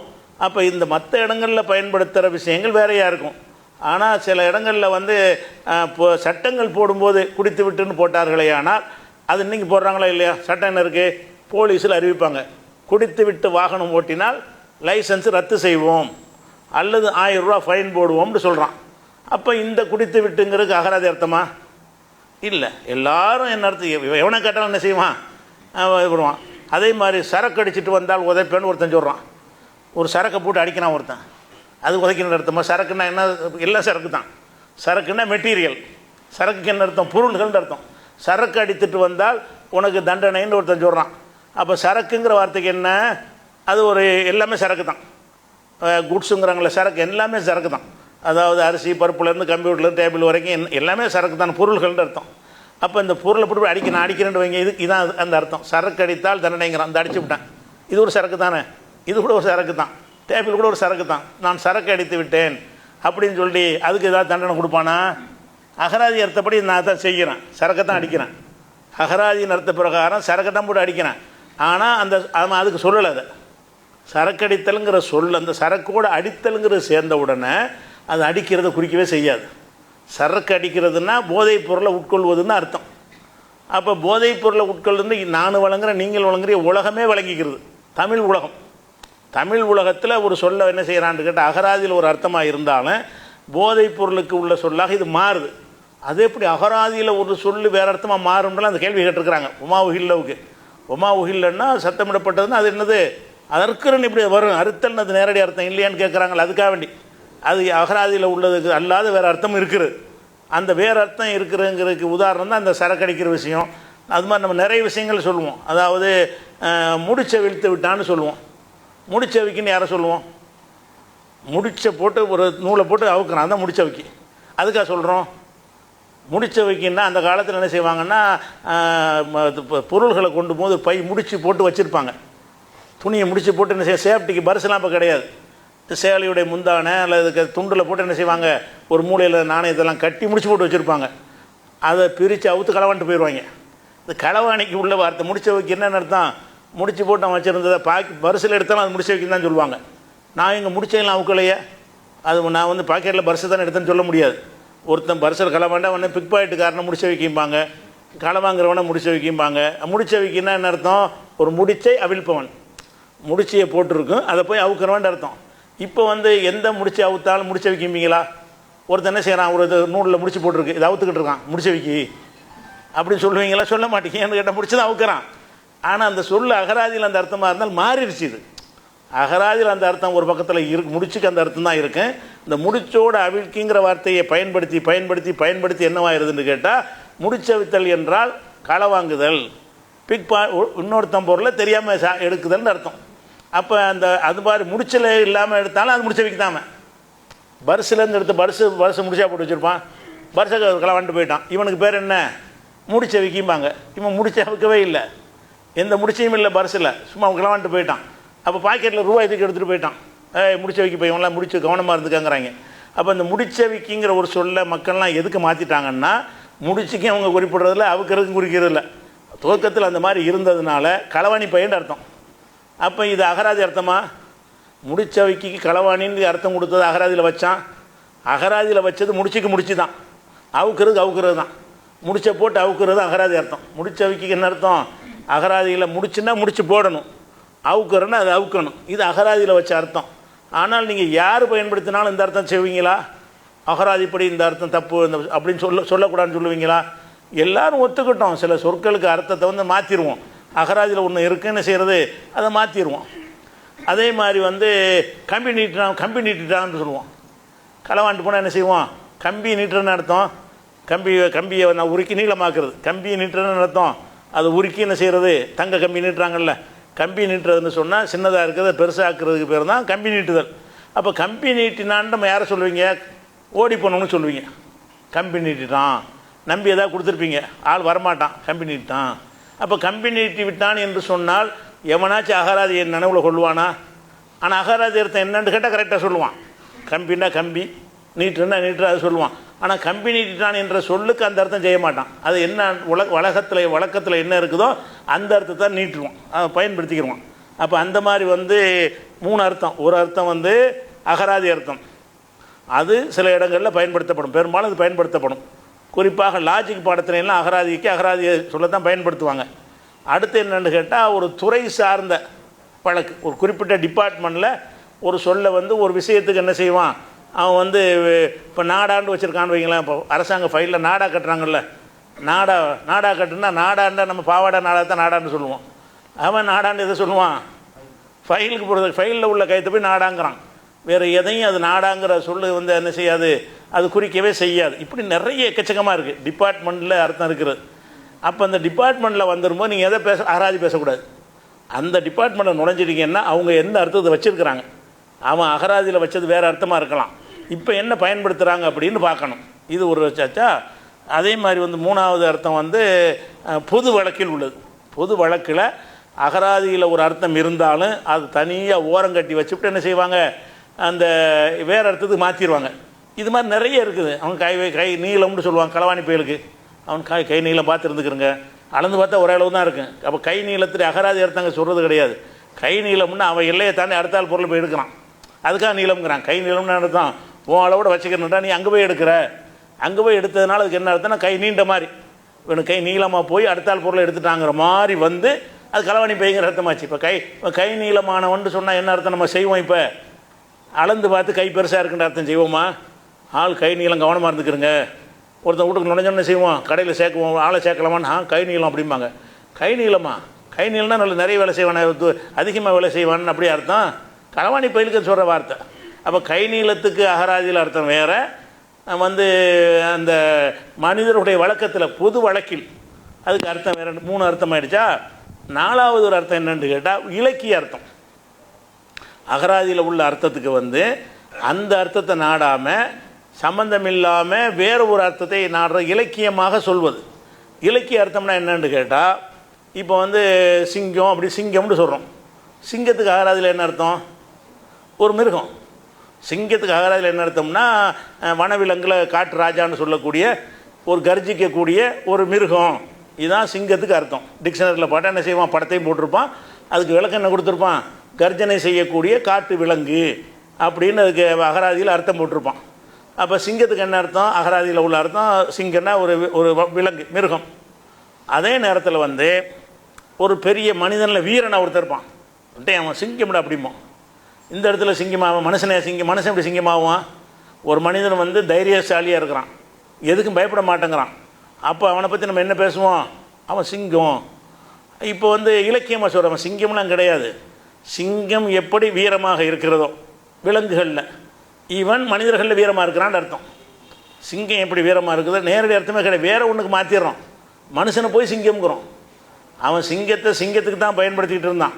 நம்ம என்ன செய்கிறோம்? ஒரு மனுஷனுக்கு வந்து சிங்கம்ங்கிறோம். அப்போ நம்ம என்ன செய்கிறோம்னு கேட்டால் இது இலக்கியம். அதே மாதிரி வந்து இப்போ குரான் இருக்குது. குரானை வந்து அல்லாஹ் என்ன செய்கிறான்? ஒளின்னு சொல்கிறான். குரான் ஒளின்ற ஒன்று அந்த லைட்லாம் அமர்த்திட்டு 10 குரானை கட்டி போட்டால் வெளிச்சம் வருமா? குரானை வந்து அல்லாஹ் 100 என்று சொல்கிறான். அல்லாஹ் குரானை பற்றி என்ன சொல்லும்போது, உங்களுக்கு 100 அல்லாஹ் அனுப்பியிருக்க தந்திருக்கிறேன், 100 இறக்கியிருக்கிறேங்கிறான். அப்போ 100 என்பதற்கு நேரடி அர்த்தம் என்ன? ஒளி. ஒளிங்கிற அர்த்தம் இங்கே கொடுப்பீங்களா? குரானை அல்லாஹ் 100 என்று சொன்னால் அப்போ கரண்ட் பில்லே தேவையில்லை, ஆளுக்கு 10 குரானை போட்டால் எப்பவும் கரண்ட் வெளிச்சம் வந்துக்கிட்டே இருக்குமே அப்படின்னு எடுத்துக்கிருவீங்களா? இல்லை, 100ன்னா வெளிச்சம் எப்படி உங்களுக்கு நல்லது கெட்டதை பிரித்து காட்டுகிறதோ. ஒரு வெளிச்சம் இருந்தால் தான் நீங்கள் இருக்கிற நான் இருக்கிறேன்னு தெரியும், இது சிவப்பா பச்சையான்னு தெரியும். வெளிச்சம் இருந்தால் தான் தெரியும். வெளிச்சம் எப்படி நல்லது கெட்டதை உங்களுக்கு பிரித்து காட்டுகிறதோ, அனைத்தையும் தனித்தனியாக பிரித்து காட்டுகிறதோ, அப்படி பிரித்து காட்டுகிற ஒரு தன்மை இந்த வேதத்துக்கு இருக்கிறது. இது கெட்டது, இது நல்லது, இது ஹராம், இது ஹலாலு, இதை செய்யலாம், இதை செய்யக்கூடாதுன்னு சொல்லி அனைத்தையும் பிரித்து காட்டும் பொழுது ஒரு ஒளி செய்கிற வேலையை அது செய்யுது ஏறக்குறைய. ஒரு ஒளி எப்படி என்ன செய்கிறது, பாம்பா பதறான்னு நமக்கு தெரியலை, லைட்டு போடணும்னு தெரிஞ்சிடும்ல. ஒரு இடத்துல பாம்பு கிடக்குது, ஒரு விறகுக்கு சொல்லி கிடக்குது, அது ரெண்டும் ஒரே மாதிரி தான் இருக்குது இருட்டில் பார்த்தோம்னா. அப்போ பாம்புன்னு சொல்லி அதை பிடிச்சிருவான், அல்லது சொல்லின்னு சொல்லி அதை பாம்பை போய் பிடிச்சிருவான். அப்போ இதை அவனுக்கு வழிகாட்டுறதுக்கு என்ன செய்ய, வெளிச்சத்தை போட்டவுடனே இதுதான் பாம்பு, இது வேறு அப்படின்னு நினச்சிக்கிறான். இது வந்து வெளிச்சத்தினுடைய தன்மை என்னன்னு கேட்டால், ஒவ்வொரு பொருளையும் என்னன்னு பிரித்து காட்டக்கூடிய ஒரு தன்மை எதுக்கு இருக்கிறது, வெளிச்சத்துக்கு இருக்கிறது. அதனால் ஒளின்னு சொல்கிறான். ஒளின்னா இதுதான் அர்த்தம். ஆனால் குர்ஆனை ஒளி, நபிகள் நாயகத்தை ஒளின்னு குர்ஆன் சொல்லுகிறது. குர்ஆன் வந்து உங்களுக்கு நபியை ரசூலுல்லாஹ் அனுப்பியிருக்கும்போது அவரை நூறாக அனுப்பியிருக்கிறோம் நல்லா சொல்லி காட்டுறான். குர்ஆனை சொல்லும் பொழுது அது நூறு, உங்களுக்கு நூறை அனுப்பியிருக்கிறோம் அப்படின்னு சொல்லி என்ன செய்கிறான், அல்லா குர்ஆனில் நூறுங்கிற வார்த்தையை குர்ஆனுக்கு பயன்படுத்துகிறான். அப்போ இந்த இடத்துல இந்த ஒளிங்கிற அர்த்தம் யாராவது செய்வோமா? வெளிச்சம் வரும், குர்ஆன் இருந்தால் வெளிச்சமாக இருக்கும். இது லைட்டில் கரண்ட் போச்சுன்னா இருட்டில் ஓதவே முடியாது, அதுக்கே வெளிச்சம் தராது. குர்ஆன் வந்து அடுத்த ஆளுக்கு வெளிச்சம் தர்றது இருக்கட்டும், உட்காந்துக்கிட்டு கரண்ட் போச்சு, அது வெளிச்சம்னா நீங்கள் அது மாதிரி ஃபோனில் பார்க்குற மாதிரி ஓதிட்டு இருக்க முடியுமா? அது வெளிச்சம்லாம் வராது. வெளிச்சமே இல்லைன்னு நல்லா தெரிகிறது, ஆனால் வெளிச்சம்ங்கிறான்ல, வெளிச்சம் இல்லைன்னு நல்லா தெரியுது குர்ஆனில். அது வெளிச்சத்துக்குடைய அர்த்தம் அந்த அர்த்தம் இல்லைன்னு தெரிகிறது. ஆனால் என்ன செய்கிறோம், அது இலக்கிய அர்த்தம். இதெல்லாம் என்னது, இலக்கியமான அர்த்தம் கொடுத்துருவாங்க. இலக்கியம்னு சொன்னால் கொஞ்சம் ஒரு தன்மைக்கு அதுக்கு ஏறக்குறைய நெருக்கமாக இருக்கிறதுனால அது வெளிச்சத்தில் ஒரு தன்மை இதுலையும் இருக்கிறது அப்படின்னு சொல்கிறோம். ஒரு பொம்பளையை வர்ணிக்கும் போது நிலவுங்கிறான், 1000 நிலவை வாங்குகிறான் பொண்டாட்டியை பார்த்து. 1000 நிலவு, ஒரு நிலவு எவ்வளோ வெளிச்சமாக இருக்குது, 1000 நிலவுனா எப்படி இருக்கும்னு சொல்லி நான் ஒரு பெண்ணை வர்ணிக்கும் பொழுது 1000 நிலவே வா அப்படின்னு நிலவு மாதிரி ஒரு பெண்ணை கூப்பிட்றான். அவன் நிலவாவை, ஒரு பொம்பளை எப்படி நிலவாக ஆகுவாள்? நிலவுங்கிறது அது ஒரு தனியான துணைக்கோள், பூமிக்கு இருக்க ஒரு துணைக்கோள், அது மண் மாதிரி உள்ளதான், அது வழங்குது, அது மாதிரியான மூளை உள்ளதான், அதுதான் நிலவுங்கிறது. அந்த நிலவுங்கிறத வந்து ஒரு பெண்ணுக்கு சொல்கிறான்னா எப்படி சொல்கிறான், நேரடி அர்த்தம் சொல்லலை, இலக்கிய அர்த்தமாக சொல்கிறான். நிலவு எப்படி பளிச்சுன்னு இருக்குது அந்த மாதிரி இந்த பொம்பளையும் பளிச்சுன்னு இருக்கிறா. நிலவு வந்து என்ன செய்கிறது, பளிச்சுன்னு இருக்கிறவருக்கு பார்க்கறதுக்கு ஒரு குளுமையான ஒரு வெளிச்சம் தருதில்ல, அப்படின்னு நினைத்து கொண்டு என்ன செய்கிறாங்கன்னு கேட்டால் ஒரு பெண்ணை வர்ணிக்கும் போது நிலவும்பாங்க. அப்போ நிலவுண்ட ஒன்று அதுக்கு அகராதி அர்த்தமாக கொடுக்குறோம் இல்லை. ஏன்னு கேட்டால் நிலவுன்னு சொல்வது அந்த அர்த்தமே இல்லை. அகராதித்து தனியாக வைடா, நான் நிலவுண்டு எதுக்கு சொல்கிறேன், நிலவு பிரகாசமாக இருக்கிற மாதிரி இவளும் பிரகாசமாக இருக்கிறா அப்படின்னு இவன் ஒரு கருத்தை மனசில் நினைத்து கொண்டு என்ன செய்கிறான், அப்படி சொல்கிறான். அப்போ இந்த விஷயம் விளங்காதமத்தான் சிலருடைய மறுப்புகள்லாம் இருக்குது. என்ன மறுப்பு இருக்குது, உகில்லவுக்கு என்ன அகராதி அர்த்தம், அகராதி அர்த்தம் என்னங்கிற அடிப்படையை வைத்து கொண்டு சப்தமிடப்பட்டவைன்னு தானே வருது. அப்போ சத்தமிடப்பட்டவைன்னா வந்து பூஜிக்கப்பட்டதுன்னு அர்த்தம் செய்கிறீங்கல்ல, அப்படி செஞ்சீங்கன்னா மாமிசமாக இருந்தான்னா தாவரம் எல்லாத்தையும் தான் அது குறிக்கும்னு ஒரு வார்த்தை வைப்பாங்க. ஆனால் அதிலே அவங்க மீறுவாங்க, சத்தமிடப்பட்டவைன்னு தானே இருக்கு, நீ சத்தமிடாமல் உள்ளது ஹலான்னு சொல்லணும்ல. சத்தமிடப்பட்டவைன்னு சொல்லிவிட்டு அவங்களே அதுக்கு இலக்கிய அர்த்தம் கொடுப்பாங்க, நேரடித்தம் கொடுக்க மாட்டாங்க. சத்தமிடப்பட்டவை பொதுவானது. சரி, சத்தம்னு இடணுமா இல்லையா? ஒருத்தன் என்ன சத்தம் போடாமல் என்ன செய்கிறான்னா ஒரு ஆட்டை இருக்கிறான், சாமியின் பேராளுங்கிறான், ஆனால் சத்தம் போடலை. இதை திங்கலாமான்னா நீங்கள் செஞ்ச அர்த்த பிரகாரம் திங்கலான்னு வரும். இவன் சத்தம் போடலையே, இவன் வந்து அதான் சாமிக்கு ஒல்லாத்தி உஸ்ஸான்னு லாத்து உஸ்ஸா பேராள் நாகூராண்ட ஒரு பேராள்னு ஒருத்தன் இருக்கிறான், சத்தமாக சொல்லலாம்னா நாகூர் வாய்க்குள்ளே மட்டும் சொல்லிட்டான், நாகூராண்ட பேர் யாருக்கும் வழங்காமல். இதை திங்கலாமான்னு கேட்டால் நீங்கள் சொன்ன அர்த்த பிரகாரம் திங்கலான்னு வரும். நீங்கள் இந்த அகராதி அர்த்தம் தானே பார்க்குறீங்க, அகராதியில் உள்ள அப்படி தான் செய்யணும்ல. அப்போ இறைவன் அல்லாதவர்களுக்கு சத்தமிட இருக்கணும், சத்தமிட்டால் தான் அது ஹராமுன்னா. அப்போ சத்தமில்லாமல் வாய்க்குள்ளே போட்டு என்ன வேணாலும் திங்கலான்னு வந்துடும். வாய்க்குள்ளே சொல்லி கொண்டு சாமி வேறு சொல்லி அறுத்தாலும் சரி, தர்காவை சொல்லி அறுத்தாலும் சரி, அவுளியா பேர் அறுத்து சொன்னாலும் சரி, அதெல்லாம் வந்து சாப்பிடலாம். ஏன்னு கேட்டால் நம்ம சத்தம் போடவில்லையே, சத்தம்னு தான் நாங்கள் வருது அப்படின்னு ஒருவன் வாதிட்டானே. அதனால் அதுக்கு உங்களுடைய பதில் என்ன, நீங்கள் அர்த்தத்தை நீங்கள் மாற்றுறீங்க, நேரடி அர்த்தம் செய்யணுங்கிறீங்க, இப்போ செய்ய மாட்டேங்கிறீங்க. சத்தமிட்டாலும் சரி சத்தமிடாமல் சொன்னாலும் சரி எடுத்துக்கிறோங்கிறீங்க, எடுக்காதன்னு சொல்லு. உங்கள் அதைப்படி உங்கள் அகராதி அர்த்தத்தை நீங்கள் கொடுப்பீர்களே, ஆனால் அகராதி அர்த்தத்தை இப்படி என்ன அர்த்தம், சத்தமிடப்பட்டவைங்கிறது எது அடங்குமா, அது மாமிசம் அடங்கும், தாவரம் அடங்குறீங்களா, சரி அடங்கிடும், நீ உங்கள் அதுப்படி வச்சுக்கிறோம். அதுக்கும் சத்தம் போகிறான் இதுக்கு சத்தம் போகிறான்னு ஒரு சொல்கிறேன்னு வச்சுக்கிறோம். சரி, அப்போ சத்தமிடாதவைகள் அடங்குமா, சத்தமிடப்பட்டவை என்கிற ஒரு சொல்லில் சத்தமிடாமல் உள்ளது அடங்குமானா அடங்காது. எது அடங்காது, அல்லாவுடைய பேர் அல்லாமல் வேறு பேரை சொல்லி இருக்கிறான், ஆனால் சத்தம் போடலை. வேறு பேரை சொல்லி இருக்கிறான், சத்தம் போடலை. நமக்கு என்ன, இவங்க சொன்ன அர்த்த பிரகாரம் என்ன, சத்தமிடப்பட்டவை தான் என்னது ஹரம். அப்போ ஆட்டை இருக்கிறான், சாமியின் பேரால் இருக்கிறான், சத்தம்லாம் போடலை. எதை சொன்னால் நமக்கு தெரியல. அவனா நினச்சினா வாய்க்குள்ளே ஓம் காளி ஓம் பிராமணி ஏதாவது ஒன்று சொல்லிவிட்டு அறுக்கிறான். இதை சாப்பிட்லாமாண்டா உங்கள் அர்த்த பிரகாரம் சாப்பிட்ணுன்னு வரும். ஏன்னா நீங்கள் தானே உள்ள நேரடி அர்த்தம் செய்யணுங்கிறீங்க. நேரடியாக அகராதி அர்த்தத்தின்படி தான் எடுக்கணும்னு சொல்கிறீல்ல. அப்படி சொல்வீர்களே ஆனால் அதில் என்ன பாதி எடுக்கிறீங்க, முழுசாக எடுங்க அகராதி அர்த்தத்தை. உங்களுக்கு வசதியான அர்த்தத்துக்கு மட்டும் அகராதி சொல்லிடுவாங்களாம். அதில் சத்தம் போடுறதுன்னு அர்த்தம் வருதால சத்தம் இல்லாத என்னை ஹராமாக்குற, சத்தம் இல்லாமல் சொல்கிறது ஹராம் இல்லைன்னு சொல்லணும். இவங்க என்ன செய்கிறாங்கன்னா அது மாமிசமாக இருந்தாலும் சரி மற்ற பொருளாக இருந்தாலும் சரி ரெண்டையும் எடுத்துக்கொள்ளும். சத்தமிடப்பட்டது என்பது அந்த சத்தமாக அந்த பேரை கூறுவதுன்னு அர்த்தம் செஞ்சிடறாங்க. அது மாமிசத்துக்கு கூறினா என்ன, தாவரத்துக்கு கூறினா என்னன்னு சொல்லி பொதுமைப்படுத்துறீல்ல, ஓகே அப்படி வச்சுக்கிடுவோம். அப்படி வைப்பீர்களே ஆனால் அதில் இன்னொரு விஷயம் இருக்குது, அதையும் எடுக்க மாட்டேங்கிறீங்க. சத்தம் முக்கியம் தேவையாக இருக்க, சத்தம் அவசியம் இல்லை. சத்தம் இருந்தால் தானே ஹராமாகும். அப்போ சத்தமிடாமல் வேறு சாமிகளுக்கு படைக்கப்பட்டு நீங்கள் சாப்பிடலாம், இப்படி தான் இந்த வசனம் சொல்லுது. நீங்கள் வாதிட்டு விட்டு இதை வாதிடணும். அகராதியைத்தான் நாங்கள் எடுத்துக்கிறோன்னு சொல்வீர்களே ஆனால் அகராதிப்படி உள்ளது நீங்கள் எப்படி சொல்லணும் அதை கரெக்டாக. அல்லாவின் பெயர் அல்லாததை சத்தமிட்டு சொன்னால்தான் ஹராமு. அல்லாஹ் பேர் இல்லாததை சத்தம் இல்லாமல் சொன்னால் ஹராம் இல்லைன்னு சொல்லி அகராதியில் பேசுனா அகராதியில் பேசுங்க. அகராதியில் உங்களுக்கு வசதிக்கு ஒரு அர்த்தம் செய்வீங்க, வசதிக்கு பாதியை மறந்துடுவீங்க. அகராதி அர்த்தம் ரெண்டு விஷயம் அதில் அகராதியில் அடங்கியிருக்கா இல்லையா? உங்கள் அகராதி அர்த்தமே செய்யக்கூடாது. ஏன் செய்யக்கூடாதுங்கிறதுக்கு நிறைய ஆதாரங்கள் நான் காட்ட போகிறேன். அது அகராதி அர்த்தம் செய்யணும்னு நீங்கள் வச்சுக்கிட்டீங்கன்னு சொன்னால் இறைவன் அல்லாதவர்களுக்கு சத்தமிடப்பட்டவை, அது தாவரத்துக்கு சத்தம் போட்டால் என்ன, மற்றதுக்கு சத்தம் போட்டால் என்ன, எல்லாத்தையும் குறிக்கும்னு ஒரு வாதம் வைக்கிறீங்க. அதுதான் உங்களுக்கு வாதமாக இருந்தால் நேரடி அர்த்தம் செய்யணுங்கிறீங்க. சரி, அதை வாதம் வச்சுக்கிறோம். அதே நேரத்தில் இந்த சத்தமிடுதல்ன்றது தானே வந்திருக்குது. நீங்கள் சத்தம் இல்லாதையும் ஹராமாக்குறீங்க. அவங்கள்ட்ட போய் கேட்குறோம், வாய்க்குள்ளே நினைச்சிட்டான் நாகூர் ஆண்டவர்னு சொல்லி அறுக்கிறான், திங்கலாமான்னு கேளுங்க. கூடாது. ஏன்? அல்லா இல்லாத பேரை சத்தம் போடல, அவன் சொன்னால் சொல்லிட்டு போகிறான், உனக்கு என்ன சத்தமாக போட்டான்? அல்லா இல்லாத பேரை சொன்னானே தவிர அவன் சத்தம் போட்டானா? உங்கள் அகராதி அர்த்த பிரகாரம் அது ஹலால்னு சொல்லணும். அப்போ முஸ்லீம் அதை அந்த அறுக்கும்போது பிஸ்மில்லாஹ் அல்லாஹ் சத்தம் போட்டு அர்த்தம் பாருங்கள். அந்த மாதிரி பிஸ்மில் உஸ்ஸான்னு சொல்லி அப்படி அர்த்தாத்தான் அது ஹராமாகும். அவன் உங்களுக்கு விளங்காமல் அவனுக்குள்ளே சொல்லிக்கிட்டான் பிஸ்மில்லா தின்னுக்கிட்டான், சத்தம் போடலை. இதை திங்கலாமான்னா திங்கக்கூடாதுமாங்க. ஏன்? சத்தமிடப்பட்டது என்பதில் சத்தமிடாதும் அடங்குமா? அது எப்படி அடங்கு? அகராதிப்படி சத்தமிடப்பட்டதுங்கிற வார்த்தை அதில் சத்தம் இல்லாமல் சொன்னால் அடங்கு அப்படின்னு வாதம் பண்ணி என்ன செய்கிறாங்கன்னு கேட்டால் அந்த அகராதி அர்த்தம் இல்லைங்கிறாங்க. அதான் அறக்கிணறு தாண்டுவது, ஒரு நிலைப்பாட்டை பாதி ஏற்றுக்கிட்டு பாதியை மறுக்கிறது. நீ அகராதி அர்த்தம் தான் கொடுக்கணுன்னா ஒழுங்காக வந்துரு. அகராதி அர்த்தம் கொடுக்குற அந்த அகராதி அர்த்த பிரகாரம் செய்வது இதையும் குறிக்கும் அதையும் குறிக்கும் என்று நீங்கள் சொல்வீர்களே ஆனால், அதாவது தாவரத்தையும் குறிக்கும் மாமிசத்தையும் குறிக்கும் என்று அதுக்கு சத்தமிடுதல்னு வச்சு சொல்வீர்களே ஆனால் சொல்லுங்கள், அகராதியை வச்சு வளைச்சிக்கிட்டு போகலாம். அப்படி பண்ணீர்களே ஆனால் அகராதியில் இன்னொரு அம்சம் இருக்குது. அந்த சொல்லில் சத்தம் மஸ்ட் அவசியமாச்சே. சத்தம் இல்லாமல் சொன்னால் அது ஹராம் ஆகாத அப்படின்னு சொல்லுவாங்கன்னா, சத்தம் இல்லாட்டாலும் ஹராம் தான். அது எப்படி பாரு எல்லாம் அப்படி சொல்லலையே. உன் அர்த்த பிரகாரம் சத்தமிடுதல் தானே வந்திருக்குது. சத்தம் இல்லாமல் இருக்கிறது எப்படி ஹராமாகும்?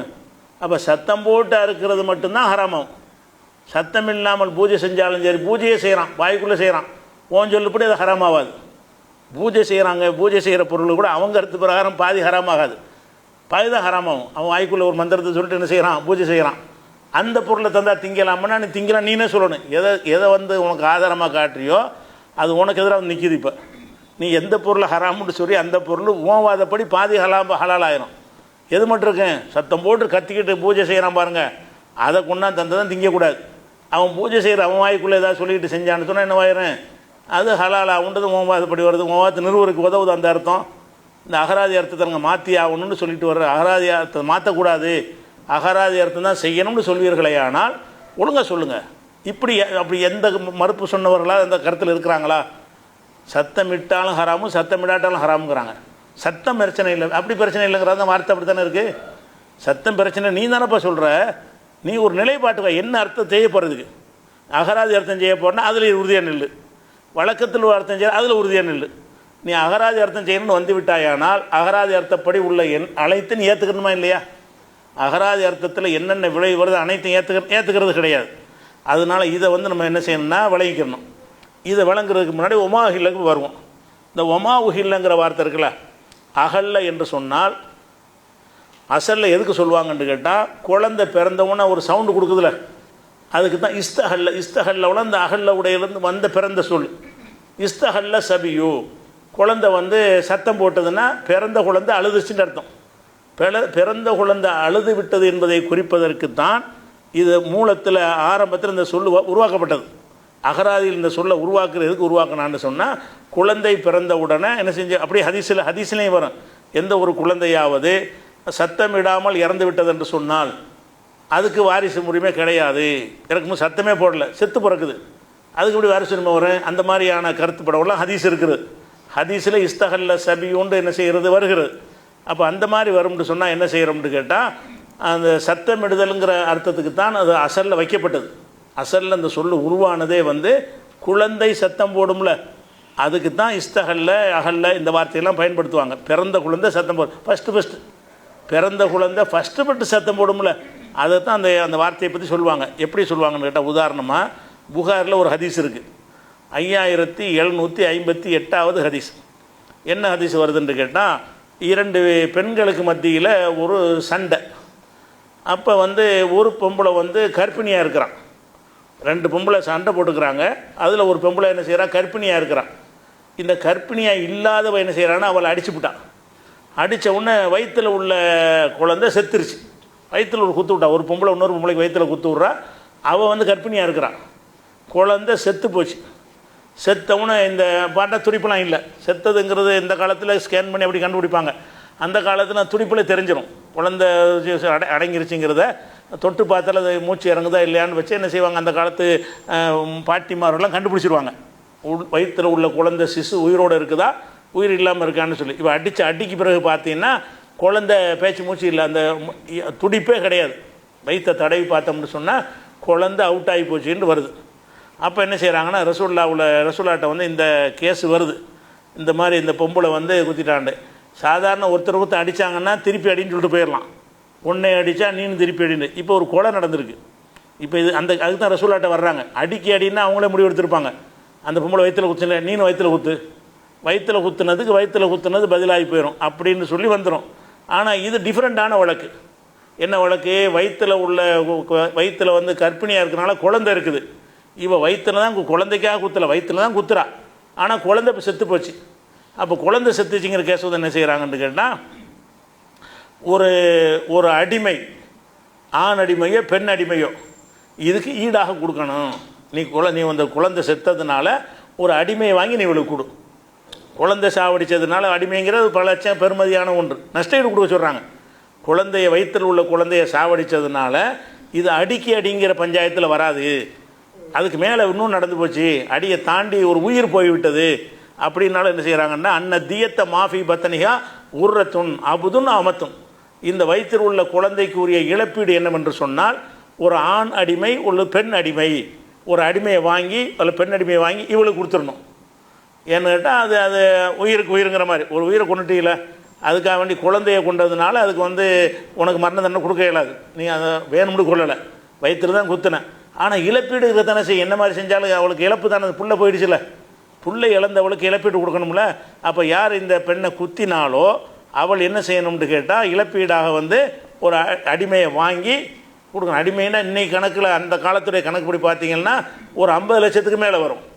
அவ்வளோ பெரிய தொகை என்ன செய்யணும், அந்த காலத்தோட திருக்க கணக்கில் வச்சு பார்த்தீங்கன்னா, நம்ம நாட்டு காலத்தில் கணக்கு பண்ணிங்கன்னா ஒரு 50 லட்சம் அளவுக்கு மதிப்பு இருக்கும். அவ்வளோ பெரிய தொகையை இழப்பீடாக கொடுன்றாங்க, ஒரு அடிமையை வாங்கி கொடுன்ட்டாங்க. அப்போ என்ன செய்கிறாங்கன்னு கேட்டால், அந்த அடித்தாளில் ஒரு பொம்பளை, அவளுடைய பொறுப்பாளர், பாப்பாவோ அண்ணனோ ஏதாவது இருப்பாங்கள்ல, புருஷனும், யார் அந்த வயிற்றில் குத்துனாலோ அவளுடைய வழி பொறுப்பாளர் என்பது கணவனாக இருக்கலாம், தகப்பனாக இருக்கலாம், அண்ணனாக இருக்கலாம், ஏதாவது ஒரு ஆளாக இருக்கலாம். அவன் வந்து என்ன செய்கிறான்ற ரசூலுல்லாஹ்ட்ட வந்து உங்கள் தீர்ப்பு தப்புங்கிறார். அந்த என்ன செய்கிறாரு, கைஃப அகரம் யாரை சொல்லலாம், அல்லாஹ்வுடைய தூதர் நான் எப்படி இழப்பீடு கொடுக்கறது, மல்லா ஷரிப, அவன் வந்து இதை குடிக்கவில்லை, ஒல அக்கலை ஒன்றும் சாப்பிடவில்லை, ஒல நத்தக்க பேசக்கூட வயிற்றில் தானே இருந்துச்சு, வயிற்றில் உள்ள குழந்தை ஏதாவது குடிச்சிச்சா, ஏதாவது சாப்பிட்டுச்சா, ஒல நத்தக்க அது பேசவும் இல்லை, ஒல இஸ்தகல்ல அந்த இஸ்தகல்ல அந்த உகில்ல விடுது, அது சத்தம் போடவும் இல்லை, அந்த குழந்தை வந்து சத்தம் போடவும் இல்லை, அந்த குழந்தை வந்து குடிக்கவும் இல்லை, பருகவும் சாப்பிடவும் இல்லை, பேசவும் இல்லை. அப்போ இதெல்லாம் இழப்பீடு இல்லாமல் விட்டுருங்கங்கிறாங்க. இதுக்கு என்ன நீங்கள் இழப்பீடு கொடுக்க சொல்கிறீங்க? கொலை மாதிரி எடுக்கிறீங்க. அது என்ன பேசுனுச்சா? உள்ளுக்குள்ளே எல்லாம் உயிரோடு தான் இருந்துச்சு, நமக்கு தெரியலை. அவருடைய நாலேஜில் அவர் பேசுகிறார். அந்த குழந்தை பேசுனுச்சா, சாப்பிட்டுச்சா, குடிச்சிச்சான்னு சொல்லி இவர் என்ன செய்கிறாரு, அவர் கேட்குறாரு. அப்போ ரசூல் என்ன செய்கிறாங்கன்னா, இன்னஹாதாமி நிகவானில் குஹான், இது பயங்கரமான ஜோசியக்கார கூட்டமாக இருக்கும் அந்த ஆள். அந்த வாதத்தை பார்த்தீங்கன்னா என்ன செய்கிறது, ஜோசியக்கார கூட்டத்தில் உள்ள மாதிரி பேசுகிறான் அந்த ஆளுன்னு ரசூல் என்ன செய்வாங்க, கண்டிப்பாங்க இழப்பீடு கொடுத்து தான் வேணுன்றுவாங்க. அப்போ இந்த ஹதீஸ் புகாரில் 5758வது ஹதீஸில் வலா இஸ்தஹல்லன்னு வருதுல, இந்த குழந்தை, இதுக்கு தான் அந்த வார்த்தை அகல்லங்கிற வார்த்தை. குழந்தை வந்து சத்தமிடுதல் என்பதற்கு தான் அசலில் வைச்சாங்க. குழந்தை சத்தமிடுன்னு வச்சுட்டாங்களா? சரி. அதே மாதிரி வந்து இப்போ நம்ம பிறை பார்க்குறோம்ல, பிறை பார்க்குறதுக்கு என்ன வார்த்தை நீங்கள் போடுங்க? பிறை பார்க்குறதுக்கு அரபியில் என்னங்க பிறைக்கு என்னங்க சொல்லுவீங்க? ஹிலால். ஹிலால் கமிட்டிலாம் வச்சுக்கிட்டு இருக்காங்க. ஹிலால் என்றால் பிறை பார்த்துன்னு அர்த்தம் செய்கிறீங்க. அந்த அர்த்தம் கிடையாது ஹிலாலுக்கு. ஹிலால்னாலும் அகல்லவுடைய வார்த்தை தான். ஹிலால்னா என்ன செய்வாங்கன்னா, பிறையை பார்த்துட்டு சத்தம் பிறகொண்டாச்சு பிறகு கத்துவாங்க. பிறையை பார்த்துட்டு நம்ம பிறைங்கிறோம்ல, கமர் தான் அதுக்கு பேர்.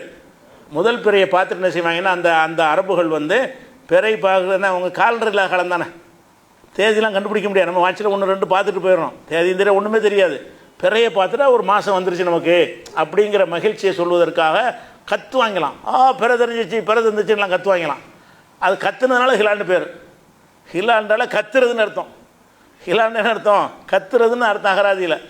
ஆனால் அகராதி அர்த்தம் இப்போ செய்ய முடியுமா? நான் கத்துறதை பார்த்தேன், பிறை பார்த்ததை கேட்கும்போது என்ன செய்கிறான், நான் இப்போ தான் கத்துறதை பார்த்துட்டு வந்தேன் அப்படிங்கிறான். என்னடா கத்துறதை பார்த்தா ஹிலான்ட்டு அதங்க அர்த்தம், அப்படி சொல்ல முடியுமா? ஹிலால்னு அந்த அர்த்தம் இருந்துச்சு இப்போ அகராதியில், இன்றைக்கி அகராதியில் இருக்குது.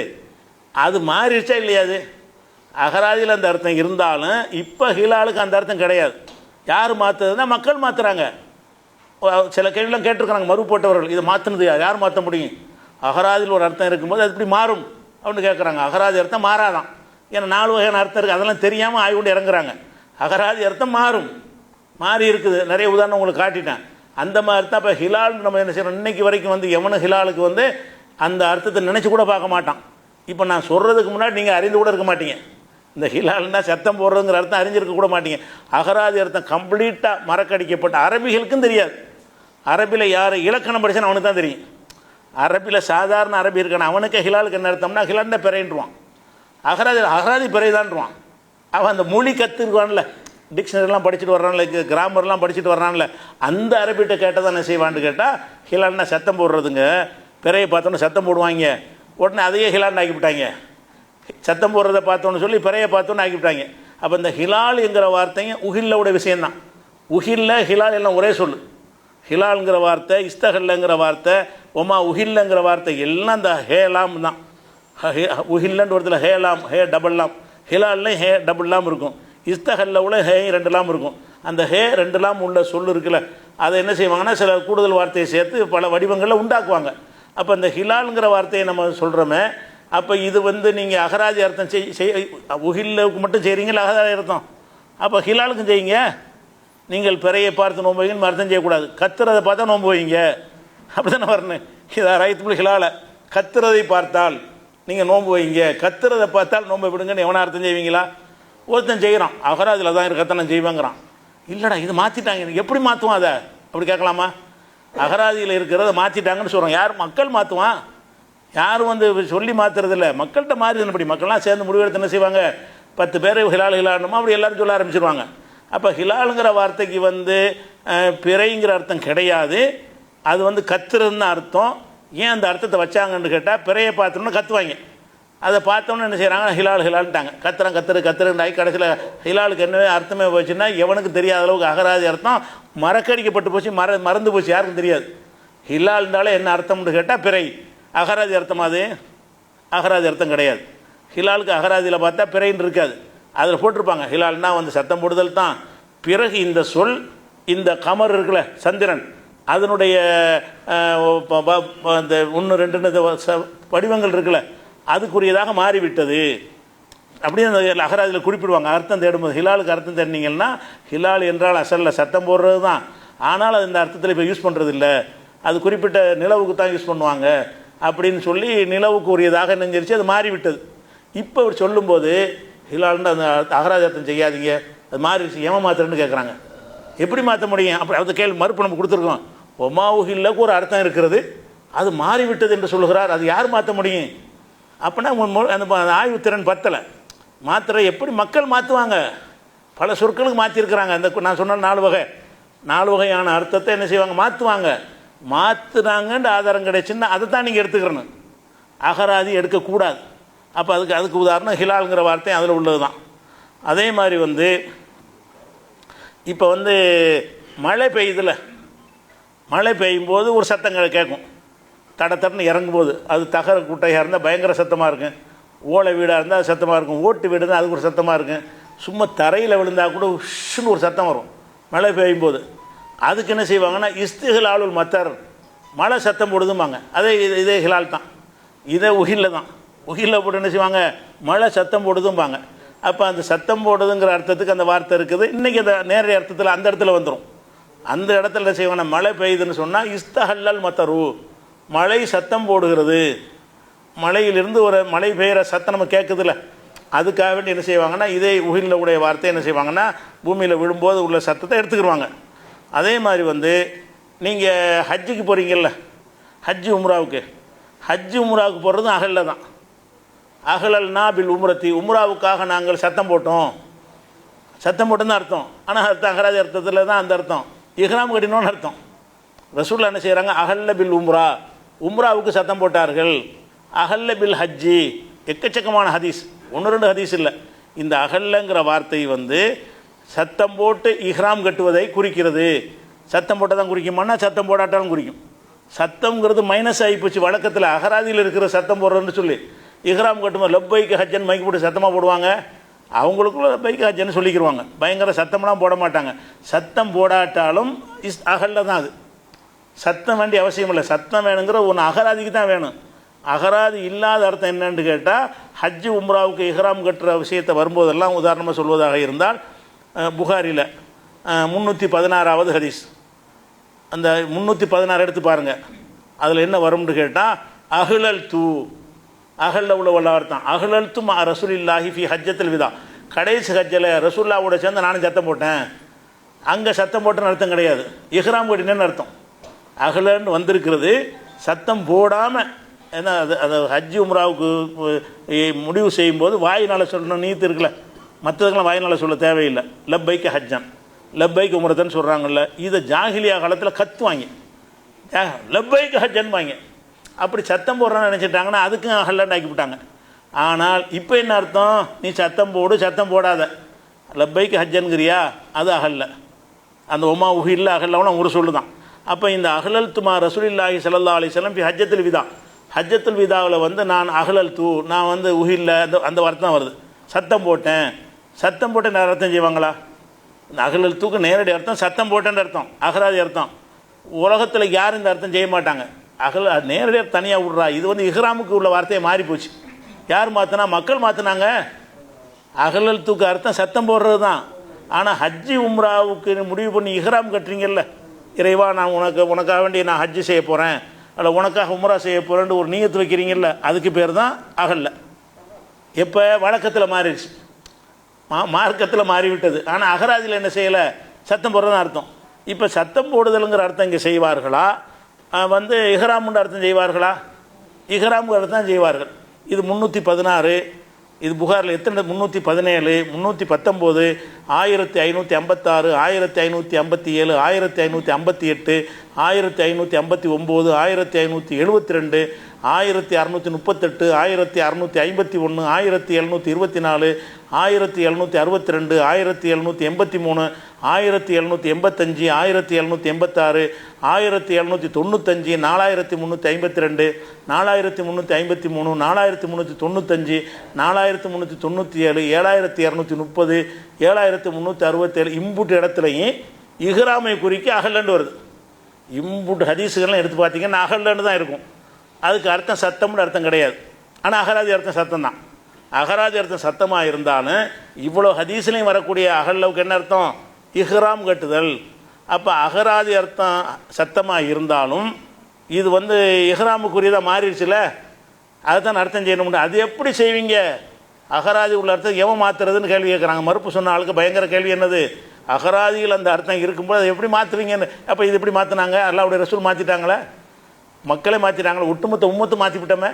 அந்த ஹதீஸுக்கு எந்த மொழிபெயர்ப்பு எடுத்து பாருங்கள், அதை இஹ்ராம் கட்டினோன்னு போட்டிருப்பாங்க, மூலத்தில் அகல்லன்னு இருக்கும். எந்த ஆங்கில மொழிபெயர்ப்படுங்க, தமிழ் மொழிபெயர்ப்படுங்க, யாருடைய மொழிபெயர்ப்படாலும் எடுங்க, என்ன அர்த்தம் போட்டிருப்பாங்க? அகல்ல ரசூலுல்லாஹ் இஹ்ராம் கட்டினார்கள். அகராதி அர்த்தம் சத்தம் போட்டார்கள்னு, மார்க்க அர்த்தம் இஹ்ராம் கட்டினார்கள்னு அர்த்தம். அப்போ இந்த அர்த்தம் என்னன்னு கேட்டால், அந்த அகல்ல என்பதற்கு பிறைக்கும் ஹிலாலுங்கிறாங்க. அங்கே சத்தம்ங்கிறது நம்ம நாடுவது கிடையாது. அதே மாதிரி இந்த இஹ்ராமுக்கு என்ன செய்கிறாங்க, அதுக்கு அந்த வார்த்தையை சொல்கிறாங்க, அகல்லங்கிறாங்க. அங்கேயும் சத்தம்ங்கிற அகராதி அர்த்தத்தை யாரும் நாடுவது கிடையாது. அப்போ அந்த மாதிரி தான் இந்த ஒமா உஹில்லங்கிற விஷயம் இருக்குல்ல, அது சத்தமிடுதல்ங்கிறது அசல் அர்த்தம் தான். அசல் அர்த்தமாக இருந்தாலும் அந்த மக்கள் என்ன செஞ்சிட்டாங்கன்னு கேட்டால் அர்த்தத்தை மாற்றி விட்டார்கள். அதாவது இறைவன் அல்லாத பேரை சொல்லி அறுக்கிறதுக்கு தான் இதை பயன்படுத்துவார்கள். ஒமா உஹில்லங்கிறது வந்து பொது வழக்கில் மாறிவிட்டது. அதை விளங்கலை இவங்க.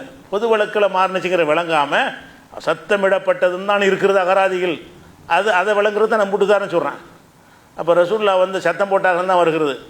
இஹ்ராம் நீ அர்த்தம் செய்கிற, பிறையை பார்த்தால்னு சத்தம் போடுறதை பார்த்தால்னு அதிசயில் இருக்கிறது, நீ ஏன் பிறையை பார்த்தால் அர்த்தம் செய்கிற என்று கேட்டால், அகராதியில் அந்த அர்த்தம் இருந்தாலும் மாறிடுச்சுங்கிறீங்களா, அது மாதிரி மாறும்.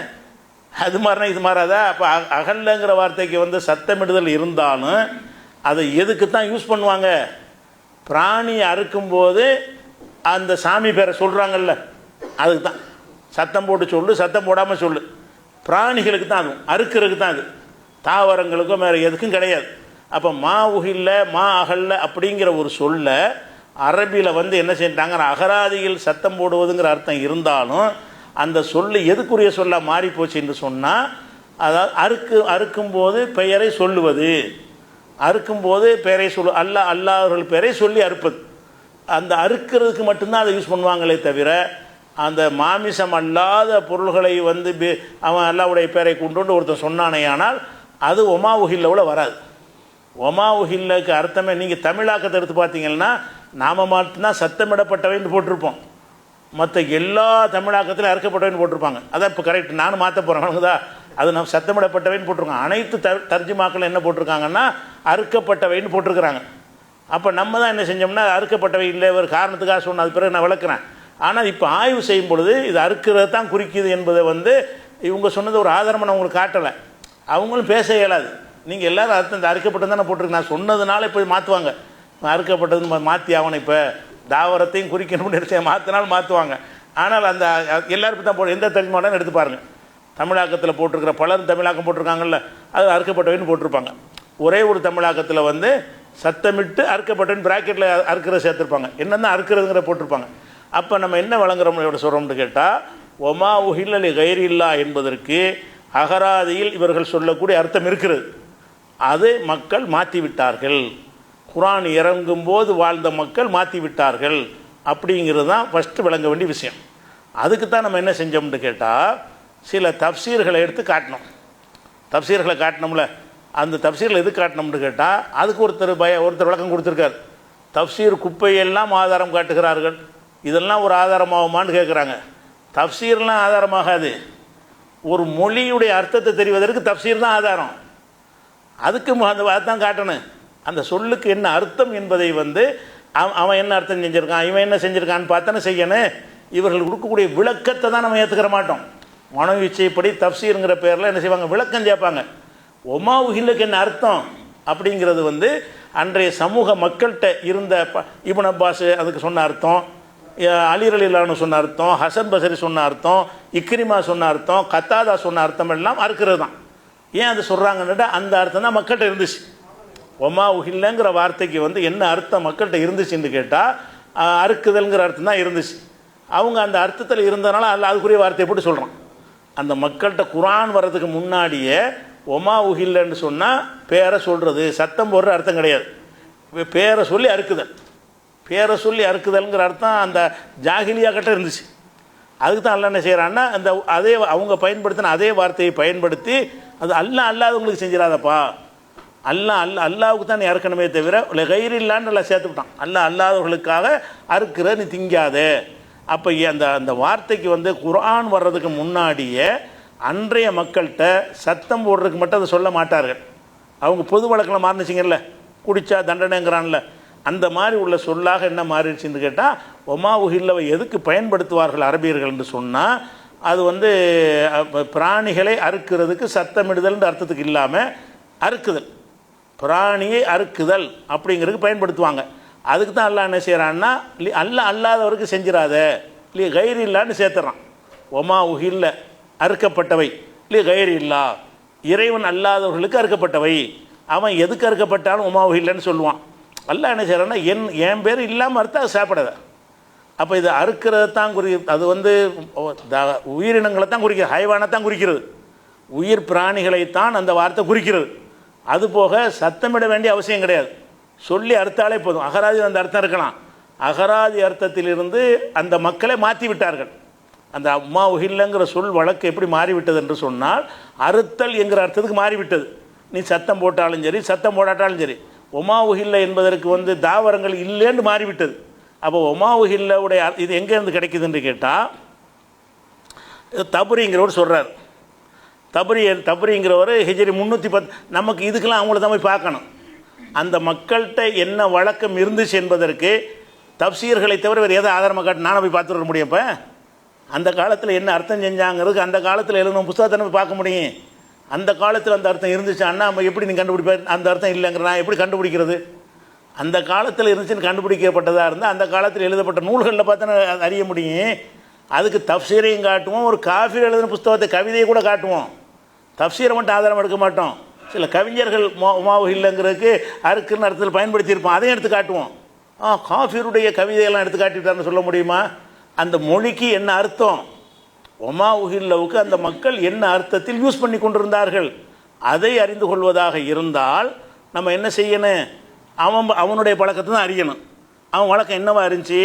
இப்போ தபுரி அதான் தப்சீரில் எழுதின தப்சீர், மொத்த தப்சீர்களில் ஃபஸ்ட்டு தப்சீருங்கிற பேரில் எழுதின கிதாபு தான் தபுரிங்கிறவர். இவருடைய காலம் வந்து 310.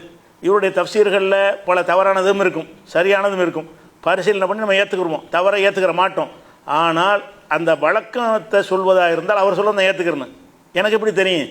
அந்த காலத்தில் இந்த அர்த்தத்தில் தான் அந்த சொல் இருந்துச்சு அப்படிங்கிற என்ன செய்கிறாருன்னு கேட்டால், அவர் சொல்கிறார் என்னன்னு கேட்டால், ஒமா உஹில்ல லி அன்னஹும் காணும் இதா அராது தபகமா கர்ரபுகுலி ஆலிஹத்தையும், தங்கள் கடவுளுக்காக அர்ப்பணித்த பிராணிகளை அறுக்க நாடும் பொழுது சம்மு இஸ்ம ஆலிஹத்தியும், அவங்களுடைய கடவுளின் பெயரை சொல்வார்கள். ஓ ஜஹரூபிதாலிக்கு அஸ்வாத்தகும், அந்த சத்தம் போட்டு அவர்கள் சொல்வார்கள். அப்போ ஜராதாலிக்கு மின் அமரிக்கும் அலாதாலிக்க, இந்த நிலை தான் கொஞ்ச நாள் நீடித்துக்கிட்டே வந்துருச்சு. ஹத்தா கீழ லி குல்லி தாபிகின் சம்மா அவுலம் யுசம்மி, அறுக்கிற அனைவருக்கும் இந்த வார்த்தையை மாற்றி விட்டார்கள். அது அவன் வந்து அல்லாவுடைய பேரை சொல்லியா இருக்கட்டும், பேர் சொல்லாமல் இருக்கட்டும், அறுக்கிறது தான். ஒமா உஹில்லவுக்கு சத்தம் போட்டுட்டும் சத்தம் போடாமல் இருக்கட்டும், அவன் சத்தம் போடுறதுனால அந்த வார்த்தையை அதுக்கு பயன்படுத்த ஆரம்பித்து பிறகு எப்படி மாறிவிட்டார்கள் என்று சொன்னால், சகல்ல அகல்ல என்று சொன்னால் சத்தம் அறுக்கப்பட்டதுன்னு அர்த்தம் மாற்றிட்டாங்க. அப்போ அந்த மக்களை அந்த அர்த்தத்தை மாற்றி விட்டார்கள் என்பதற்கு நான் ஆதாரம் காட்டுவது தான் தப்சீரை சொன்னேன்.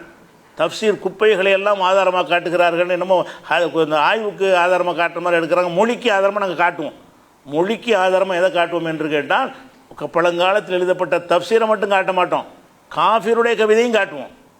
அந்த மொழியில் அந்த அர்த்தம் இருந்துச்சுன்றது அவனை வச்சு நான் கண்டுபிடிக்க முடியும். அந்த அர்த்தம் இருக்க போய் தானே அந்த மாதிரி கவிதை பாடியிருப்பான். அந்த காலத்தில் இந்த அர்த்தம் இருந்துச்சா என்பதற்கு நம்ம எதை காட்டுவோம்? தப்சீரையும் காட்டுவோம், காஃபிருடைய கருத்தையும் கூட காட்டுவோம். நமக்கு கண்டுபிடிக்க இயலாது. அவர் என்ன செய்கிறாருன்னா, இந்த அர்த்தத்துக்கு மாறிவிட்டதுங்கிறார். அந்த அகல்ல சத்தம் போடுவது தான் அகராதி அர்த்தமாக இருந்தாலும் அவன் ஜஹரபி தஸ்மியத்தி அவன் நம்மியஜிகர், அவன் சத்தம் போட்டு பேரை சொன்னாலும் சரி சொல்லாட்டாலும் சரி முகில் நுண், அவன் முகில் அகல்லுடைய வார்த்தை, அந்த இகலால் பண்ணிவிட்டான் என்று சொல்வார்கள். அப்போ இந்த அகல்ல என்பதற்கு சத்தம் அவசியமில்லை என்று மாறிவிட்டது, அறுக்கிறதுக்கு தான் அந்த பேருன்னு மாறிடுச்சின்னு யார் சொல்கிறார்? தபரி என்பவர் அந்த காலத்தினுடைய வழக்கத்தை வைத்து அவர் சொல்கிறார். அதே மாதிரி வந்து அபுல் ஹசன், அதாவது மாவர்திம்பாங்க, இதுவும் வந்து கொஞ்சம் பழைய கால தப்சீர். 450 இவர் இறக்குறார். அவர் வந்து அவருடைய காலம் வந்து 310.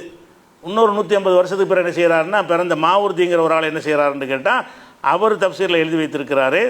அதாவது என்ன செய்கிறாருன்னு கேட்டால், பொசும்மிய குல்லு தாபிகின் ஜஹரபி தஸ்மியத்தி அவுல்லம் எஜிகர் முஹில்லன். பேரை வந்து அவன் சத்தம் போட்டு சொன்னாலும் சரி, சத்தம் இல்லாமல் சொன்னாலும் சரி, அவனை குறிக்க சொல்லாக பிறகு மாறிவிட்டது. அசல் அர்த்தம் வந்து சத்தம் போடுவதாக இருந்தது. பிறகு வந்து அவன் சத்தம் போட்டான், சத்தம் போடலை, அறுக்கும்போது அந்த பேரை சொல்வது என்பதாக மாறிவிட்டது அர்த்தம் அப்படிங்கிறார். அதுக்கு உதாரணமாக வந்து இஹ்ராம் உதாரணம் காட்டுறாரு. இஹ்ராமுக்கு சத்தம் எழுதல்ன்ற வார்த்தை வரும்ல, அந்த வார்த்தை எப்படி இஹ்ராமை குறிக்க தான் மாறிடுச்சோம். அவர் எடுத்து காட்டுறாரு, மாவுறுதிங்கிறது காட்டுறாரு. இஹ்ராமுக்கு அகல்ல தான் வருது காட்டினேன், இவ்வளோ ஹதீஸ் காட்டினாலும் புகாரில். அப்போ இஹ்ராமுக்கு அகல்ல என்பது எப்படி அந்த சத்தம் மைனஸ் ஆகி இஹ்ராம்ங்கிற அர்த்தத்துக்கு மாறிவிட்டதோ, அந்த மாதிரி என்ன செஞ்சுட்டா இதுவும் மாறிவிட்டது. சத்தம்ங்கிறது மேற்று கிடையாது, அகராதி அர்த்தம் கிடையாது. அப்போ அகராதி அர்த்தத்திலிருந்து மாறிவிட்டது என்பதை மாவுறுதிங்கிறவரும் சொல்கிறார். பகவிங்கிற ஒரு அறிஞர் என்ன செய்கிறாருன்னா, 510 பிறந்தவர், அவர் இறந்தவரை சொல்கிறார். என்ன செய்கிறாருன்னு கேட்டால், அகல்ல என்பதற்கு அசல் அர்த்தம் சத்தத்தை உயர்த்துதல். அது சொல்கிறார், அசுருல் இஹ்லாலி ரஃபவு சவுத்தி. அகல்ல என்பதனுடைய அர்த்தம் என்னன்னு கேட்டால் சத்தத்தை உயர்த்துதல் தான். ஆனால் ஹத்தாக்கீழ எப்படி மாறிவிட்டது என்று சொன்னால், ஹத்தாக்கீழ் அலி குல்லி தாபிகின், அறுக்கிற ஒவ்வொருத்தனையும் இது குறிக்கக்கூடிய சொல்ல மாறிவிட்டது. ஓ இல்லம் எஜிஹர், அவன் சத்தமாக சொல்லாட்டாலும் சரி, அவன் சத்தம்ங்கிற முக்கியம் கிடையாது, அல்லாவுடைய பேர் அல்லாமல் சொல்லி அறுத்துட்டான்னு சொன்னால் அதை அறுக்கிறதையும் குறிக்கி சத்தம் போடுற அவசியம் இல்லைங்கிறது மாறிவிட்டது. அந்த அகல்லுடைய அர்த்தம் வந்து பிறகு மாறிவிட்டதுன்னு சொல்லி என்ன செய்கிறாருன்னா பகவிங்கிற ஒரு அறிஞர் சொல்கிறார்.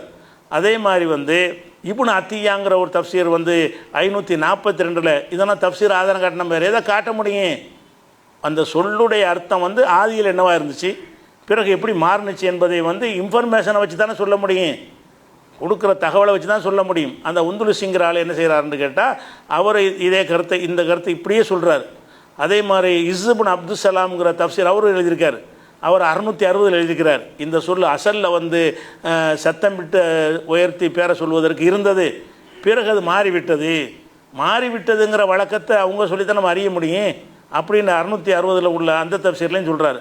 அதே மாதிரி தப்சீரு சாலிபிங்கிற ஒரு தப்சீர் 875 மரணித்தவர். அவர் என்ன செய்கிறாருன்னு கேட்டால், இதே விஷயத்தை வகலபதாலிக்கு இஸ்தேமாலுகும், அவங்களுடைய புழக்கத்தில் இது மிகைத்து விட்டது. எந்த அளவுக்கு ஆயிடுச்சுன்னு சொன்னால், அவங்க வந்து அறுக்கிறாங்கல்ல அதுக்குரிய சொல்லாக மாறிவிட்டது அப்படின்னு அவர் சொல்கிறார். ரூஹுல் பயான்கிறவர் 1127 சொல்கிறாரு, துவக்கத்தில் அந்த அர்த்தம் இருந்தது, பிறகு அது மாறிவிட்டது. அப்போ அந்த அர்த்தம் வந்து எப்படி நம்ம அந்த குடி என்பது குடித்தலை குறித்தாலும் எல்லாருடைய வழக்கத்திலையும் மதுபானம் குடிப்பதற்கு மாறிடுச்சுல, குடித்தா தண்டனைங்கிறான், குடிச்சு விட்டு வண்டி ஓட்டினால் தண்டனைன்னு அவன் சொல்கிறான். அகராதியில் வந்து எதை குடித்தாலும் தண்டிக்கின்ற அர்த்தம் வந்தாலும் எதுவாக மாறிவிட்டது, மதுபானம் குடிப்பதாக மாறிவிட்டது. அந்த மாதிரி உலக வழக்கத்தில் மக்கள் வழக்கத்தில் அகராதியை ஓரங்கட்டி வைத்து விட்டு சில சொற்களை மாற்றி விடுவார்கள். நம்ம மக்களுக்கு தான் பேசுகிறோம், அகராதி வச்சு பேச முடியாது. மக்கள் மாற்றிட்டாங்கன்னா அதுதான் முடிவு, மக்கள் முடிவுக்கு எடுப்ப தான் எடுக்க முடியும். இந்த ஒரு விஷயம் இருக்குது. அதே மாதிரி வந்து இதில் இன்னும் சொல்கிறாரு, இது அஹ்காமுல் குர்ஆன் ஜஸ்ஸாஸ் 370 மரணித்தவர் சொல்கிறாரு, ஒலா ஹிலாஃப பைனல் முஸ்லிமீன, முஸ்லீம்கள் மத்தியில் யாருக்கும் ரெண்டாவது கருத்து இல்லை. அன்னல் முராது பிஹி அது தபீஹத்து, இது வந்து அறுக்கப்பட்டதை தான் குறிக்கும் என்பதில் ரெண்டாவது கருத்தை இல்லைங்கிறார். பிறகு மாறிடுச்சு. உகில்லவுக்கு நீங்கள் அகராதி பேசவே முடியாது.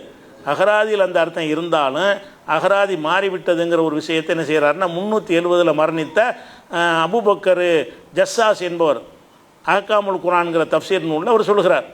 அதே மாதிரி வந்து அல் வசீத்துங்கிற தப்சீரில் 468 அவர் என்ன செய்கிறார், இதுக்கு அர்த்தம் என்னன்னு கேட்டால், இப்னு அப்பாஸ் தான் அதுக்கு சாட்சியாக இருக்க முடியும். அந்த காலத்தில் வழக்கம் இருந்துச்சுன்னு சொல்லுவார் இருந்தால் சஹாபி தான் சொல்லுவது தகுதியானவர். ரசூல்லா காலத்தில் என்ன அர்த்தத்துக்கு இந்த சொல் இருந்துச்சுன்னு சொன்னால், அதாவது மாதுபிகள் அஸ்னாம், இப்னு அப்பாஸ் சொல்கிறாரு, சிலைகளுக்காக அறுக்கப்பட்டது. என்னது அறுத்தல்னு வந்தாலே அது தாவாரம் இல்லைன்னு அர்த்தம். சிலைகளுக்காக அறுக்கப்பட்டதுன்னு அர்த்தம். உஹில்லவுடைய அர்த்தம் வந்து இப்படித்தான் மாறிடுச்சுன்னு யார் சொல்கிறா? வஹி இறங்கின காலத்தில் வாழ்ந்த ஒருத்தர் வந்து இதுதான் அதுக்கு அர்த்தம்ங்கிறார். இந்த அர்த்தத்தை வந்து இவர் எல்லாம் செய்கிறாரு. அதுக்கடுத்து என்ன செய்கிறாருன்னு கேட்டால், இந்த அர்த்தத்தை வந்து அலி ரலியல்லாஹு சொல்லியிருக்கிறாங்க. உஹில்லவுடைய அர்த்தம் மாறிடுச்சு, அது வந்து அறுக்கிறது தான் குறிக்கும். இப்னு அப்பாஸ் சொல்லியிருக்கிறார், முஜாஹிது சொல்லியிருக்கிறார், ஹசன் பசரி சொல்லியிருக்கிறார், கத்தாதா சொல்லியிருக்கிறார், லஹாக் சொல்லியிருக்கிறார், ஜுஹ்ரி சொல்லியிருக்கிறார். இன்னும் எவ்வளோ பேர் சொல்லியிருப்பாங்கன்னு தெரியலை. ஆனால் வேறு அர்த்தம் யாருமே சொல்லலை. இந்த அர்த்தத்துக்கு சில ரிப்போர்ட் கிடைச்சாலும் வேறு யாராச்சும் இது தாவரத்தை குறிக்கணும்னு ஒருத்தர் சொன்னான்னு காட்டு. ஒரே ஒரு ஆளாவது இதை மாறலை தாவரத்தையும் குறிக்கும் அப்படின்னு யாராவது ஒருத்தர் சொல்லாட்டி என்ன அர்த்தம்? அந்த அர்த்தம் அன்னைக்கு இருக்கலன்னு அர்த்தம். வஹி இறங்கக்கூடிய காலத்தில் வந்து தாவரத்தை குறிக்கிற ஒரு சொல்லாக அந்த சொல் இருக்கவே இல்லை அப்படிங்கிறது வந்துடுது. அப்போ தப்சீரை வந்து மொழி சம்பந்தப்பட்டதுக்கு நம்ம ஆதாரமாக எடுப்போம் என்பதை பல விஷயங்களுக்கு விளக்கியிருக்கிறோம். தப்சீர் எங்களுக்கு ஆதாரம் கிடையாது, ஒரு சொல்லுக்கு என்ன அர்த்தம் செய்கிறதுன்னு வரும்பொழுது நான் சொன்னேன்னு சொல்லியப்போ அந்த அவர் எழுதியிருக்காரு, அவர் அந்த மொழி என்னை விட நல்லா தெரிஞ்சவர் தானே. தப்சீர் எழுதுகிறவங்களுடைய மார்க்க அறிவில் ஆய்வில் வேணால் நான் குறை காண முடியும், மொழி அறிவில் குறை காண முடியாது. என்னை விட அவங்களுக்கு அரபி நல்லா தெரியும்ல, அரபியை தாய்மொழியாக கொண்டவங்களுக்கு அந்த மொழி அவங்களுக்கு நல்லா தெரியும். அந்த சொல்லு இதான் அந்த சொல்லுக்கு அர்த்தம்னு அவங்க சொல்வார்களே, அதனால் அதை எடுத்து அதை வச்சு தான் நான் தெரிஞ்சுக்கிட்டேன் அந்த மொழியை. இந்த மொழியை நான் எங்கேருந்து வகையில் என்ன மொழியை கற்றுக்கிட்டேன்? நாம் கொஞ்சம் அரபியை கற்றுக்கிட்டோம்னா முந்தி சொன்ன ஆட்களுடைய நூல்களில் நான் கற்றுக்கிற முடிகிறது. இதுக்கு சொன்னால் இந்த குப்பைகளை ஆதாரமாக காட்டி என்ன செய்கிறார்கள்? இந்த ஒமாவுஹில்லவுடைய அர்த்தத்தை மாற்றுகிறார்கள் அப்படிங்கிறாங்க. நாங்கள் மாற்றலை, மக்கள் மாற்றி விட்டார்கள்ங்கிற தகவலை அவர்கள் சொல்கிறார்கள். முந்தி அந்த அர்த்தம் இருந்தது, பிறகு அது மாறிவிட்டதுங்கிற ஒரு தகவலை சொல்கிறார்கள்ன்ற அடிப்படையில் வச்சுக்கிறோங்க. டைம் ரொம்ப தாண்டி போச்சோ? இன்னும் அது சரி, நாளைக்கு வச்சுக்கிறோம் மீதியை. ஏன்னா கேள்வி கேட்குறதுக்கு முன்னாடி நீங்கள் கேள்வியை கேட்காத அளவுக்கு நான் எல்லாத்தையும் சொல்லிடுவேன். என்னென்ன சொல்லுகிறார்களோ அது இந்த பேசிக்லேருந்து நான் அன்றைக்கே சொல்லியிருந்தேன், அந்த கேள்வி கேட்டிருக்க மாட்டாங்க. தப்சீரை நான் எது காட்டுறேன்னு நான் சொல்லல. 2 மணி நேரம் அன்றைக்கி, நாளைக்கு தான் 2 மணி நேரம். நாளைக்கு தான் சொன்னது. இன்றைக்கெல்லாம் அந்த போகிற ஐடியாவில் வந்திருப்பாங்க. அதனால் இதோடு நிப்பாட்டிக்கிறோம். முதல் விஷயம் என்னென்னு கேட்டால், இதனுடைய தொடர்ச்சி ஒன்று இருக்கிறது. ஒமா உஹில்ல என்கிற ஒரு சொல்லுக்கு அறுத்தல்ங்கிற அர்த்தம் கிடையாது என்று வாதம் வைத்து மறுப்பு போட்டிருக்கிறாங்க. அறுத்தலை மட்டும் குறிக்காது, அது தாவரங்களையும் குறிக்கும். அது எதை வச்சு அந்த மறுப்பு போட்டிருக்கிறாங்கன்னா, ஒமா உஹில்லுக்கு என்ன அர்த்தம்? இறைவன் அல்லாஹ் அவர்களுக்கு சத்தம் போடுறது, அது மாமிசமாக இருந்தால் என்ன, தாவரமாக இருந்தால் என்ன அப்படிங்கிற வாதத்தை வைக்கிறாங்க. இப்போ முதல்ல அந்த அர்த்தம் வந்து சரிதானா என்றால், அவங்க அகராதியில் உள்ள வாதத்தை வைத்து பேசுகிறார்களே தவிர, எந்த சொல்லுக்கு அகராதி அர்த்தம் மாறிவிட்டதோ அப்போ அந்த அகராதியை பேசவே கூடாது. எந்த சொல்லுக்கு அகராதியில் ஒரு அர்த்தம் இருந்து அந்த அர்த்தத்தை மக்கள் தூக்கி எறிஞ்சு விட்டு வேறு அர்த்தத்துக்கு அந்த மக்கள் மாற்றி விட்டார்களோ அந்த விஷயத்திற்கு இது அகராதி அர்த்தம் நான் செய்வேன்னு சொல்வார்களே. ஆனால் அப்போ பிறைக்கு செய்வாங்களா? ஹிலாலுக்கு அந்த வார்த்தையை அர்த்தம் செய்வீங்களா? இஹ்ராமுக்கு ரசூல்லா சத்தம் போட்டார்கள், ஹஜ்ஜுக்காக சத்தம் போட்டார்கள், உம்ராவுக்காக சத்தம் போட்டார்கள், அர்த்தம் செய்வீங்களா? ஹஜ்ஜுக்காக இஹ்ராம் கட்டினார்னு சொல்லுவீங்களா? அப்போ ஹஜ்ஜில் வந்து அகல்லன்னு வருகிறது, அதுக்கு சத்தம் போட்டான்னு அர்த்தம் செய்ய மாட்டேங்கிறீங்க. பிறை பார்க்கறதுக்கு ஹிலால் ரசூல்லா போடுறாங்க, சத்தம் போடுறது நீங்கள் கண்டால்ண்டு. அப்போ எவனா சத்தம் போட்டால் நோன்பு வச்சுருன்னு அர்த்தம் வந்துடும். அந்த அர்த்தம் செஞ்சுன்னு வைங்க. எவனாவது கத்துறான்னு வைங்க, டே நோன்பு விடா கத்திட்டான் அப்படி சொல்லுவீங்களா? ஹிலாலுக்கு அதான அர்த்தம். அப்படி நம்ம செய்ய மாட்டோம். அதனால் வந்து உங்களை அந்த வாதத்துக்கு பாதி தான் விளக்கம் சொல்லியிருக்கிறேன். இன்னும் வந்து இந்த கருத்தை எத்தனை தப்சீர்களில் சொல்லியிருக்கிறார்கள்னு இன்னும் மேலும் எடுத்து காட்ட போகிறேன். ஏன்னு கேட்டால் தப்சீரை நம்ம ஆதாரமாக எடுப்பேன். எதுக்கு எடுப்பேன்? அகராதிக்கு எடுப்பேன்.